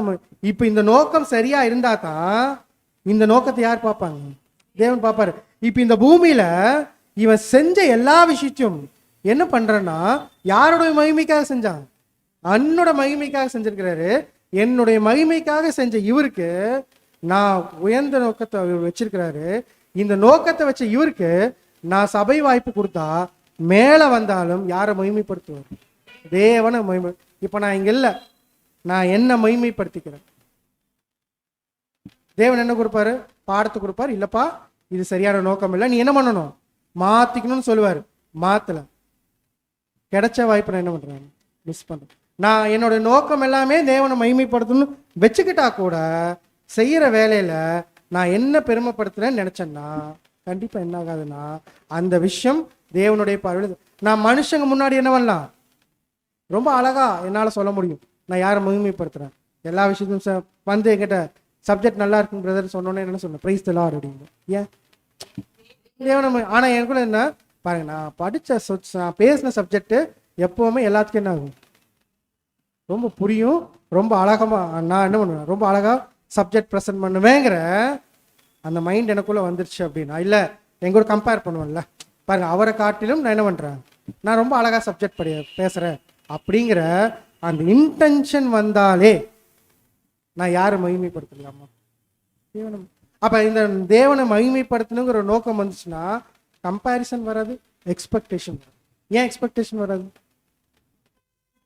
என் எதிர்பார்ப்பே எப்படி இருக்குன்னா, ஒருவேளை எனக்கு நான் செஞ்ச வேலையை ஒருத்தவங்க பெட்டர்னு சொல்றாங்க, எனக்கு கவலையே இருக்கு. இல்லை நல்லா இல்லைன்னு சொல்றாங்க, அதுக்கு நான் என்னுடைய நோக்கம் என்னன்னா இந்த வேலை செய்யும் போது யார் மகிமை பண்ணணும்? தேவன் மகிமை பண்ணணும். இந்த ஒரு நோக்கத்துல செய்யும் போது எக்ஸ்பெக்டேஷனுங்கிற அந்த வார்த்தை என் வாழ்க்கையில் என்னவே ஆகாது அப்படின்னு பார்த்தோன்னா இருக்கவே இருக்கும். அதை தள்ளி போட்டுருவேன். எல்லா வேலையும் செய்யும் போதும் ரொம்ப சந்தோஷமா செய்வேன். ரொம்ப சந்தோஷமா யாரை மகிமைப்படுத்தணும்னு நினைப்பேன்னா தேவனை மகிமைப்படுத்தணும்னு நினைப்பேன். பாட்டு பாடுறதுலேருந்து எதா இருந்தாலும் அப்படித்தான். அப்ப எல்லா விஷயத்திலும் நான் என்னுடைய நோக்கம் ஃபுல்லாவே யார்கிட்ட இருக்குன்னு பார்த்தீங்கன்னா தேவனை மகிமைப்படுத்தும். இதே நோக்கம் சரியா இருந்தாதான் அந்த மிக உயர்ந்த நோக்கத்தை வச்சிருக்கிறேன் அப்படின்னு ஓடும்போது தான் தேவனும் என்ன பண்ணுவாரு? அந்த வாய்ப்பை கொடுத்து நீ வாப்பா மேல இன்னும் என்ன பண்ணு மகிமைப்படுத்துங்க அந்த வாய்ப்பே கொடுப்பார். அப்ப நான் சபையாகணும், கரெக்டு, அந்த நோக்கம் இருக்கு. ஆனா எந்த விதத்தையும் அதுக்குள்ள என்ன கலந்துடக்கூடாது? சுயநலம் கலந்துடக்கூடாது. அந்த சுயநலத்தை என்ன பண்ணணும்? எடுத்து வெளியே போகணும். அதனாலதான் முதலே சகோதரன் சொன்னா சுயநலங்கிறது ரொம்ப ஈஸியால நம்மளை விட்டு என்ன ஆயிடாது, போவே போகாது. நான் தேவனை மகிமைப்படுத்தணும்னு நினைப்பேன், ஆனா லைட்டா ஓரத்துல எது உட்கார்ந்துரும்? சுயநலம். அந்த லைட்டா உட்காருது இல்லையா, அந்த லைட்டா உட்கார்றது தான் இது சொல்லுவாங்க இல்லையா, ஒரு சின்ன புளித்த மாவு ஒட்டு மொத்த ஒரு இது எப்படி புளிக்க வச்சிருமோ அதே மாதிரிதான் அது லைட்டா உள்ள உட்காரும். என்ன பண்ணுன்னு பார்த்தீங்கன்னா, ஓ நல்லா இருக்கு, நம்ம பேசுறது நல்லா இருக்குன்னு உதாரணத்துக்கு நான் சொல்றேன், என்னை வச்சே சொல்லிக்கிறேன், நான் பேசுறது நல்லா இருக்குன்னு சொல்றாங்களா, அப்ப அப்படியே லைட்டா என்ன ஆகும்? அப்ப நம்ம பேசினா நிறைய பேத்துக்கு என்ன ஆகுது? பிடிக்குது. அப்ப நான் என்ன பண்ண ஆரம்பிப்பேன்? நான் எல்லாத்துக்கும் பிடிக்கிற மாதிரி என்ன பண்ண பேச ஆரம்பிப்பேன். இப்படி பேசும்போது என்னன்னா என்னுடைய இன்டென்ஷன் தேவனை மகிமைப்படுத்தணுங்கிறது போய் யாரை மகிமைப்படுத்தணும் வந்துடும். என்ன கீழே இறங்கணுன்னே அப்படியே பார்ப்பேன், யாராச்சும் எங்கிட்ட சொல்லுவாங்களா மாட்டாங்களா. அப்ப இந்த பாயிண்ட் எல்லாம் என்ன பார்த்தீங்கன்னா நம்மளை அறியாமலே உள்ள வரக்கூடிய பாயிண்ட். இது எல்லாத்தையும் தள்ளிடலாம். இப்ப நம்மளுடைய நோக்கம் முழுக்க முழுக்க இந்த வாய்ப்பை தந்த பிதாவாகிய தேவனை மகிமை. நல்லா யோசிச்சு பாருங்களேன், மனுஷனுடைய ஒரு விழுந்து போன மனுஷனை தேவன் அவருடைய நிலைமைக்கு உயர்த்துறங்கிறதே ஒரு மிகப்பெரிய விஷயம். இந்த வாய்ப்பு நமக்கு வந்திருக்கு அப்படின்னா கண்டிப்பா இந்த வாய்ப்பை யாரை மகிமைப்படுத்துறதா யூஸ் பண்ணோம் அப்படின்னா தேவனை மகிமைப்படுத்துறதா யூஸ் பண்ணோம். அந்த பாயிண்ட் நம்ம மைண்ட்ல வச்சுட்டு இன்னும் அதிகமா தேவனுக்கும் கிறிஸ்துவுக்கும் பிரியமா ஒரு வாழ்க்கை வாழ்ந்து தேவனை மகிமைப்படுத்த நம்ம ஒவ்வொருவரும் முயற்சி செய்து அந்த ஒரு மேலான ஒரு அழைப்புக்குள் சென்று சேர தேவன் தாமே நம் அனைவருக்கும் கிருபை செய்வாராக. ஆமென். இது போன்ற அநேகம் ஆழமான சத்தியங்களை முழுமையாக பார்க்க நமது சத்திய கருவூலம் யூடியூப் சேனலை சப்ஸ்கிரைப் செய்து பயன்பெறுங்கள்.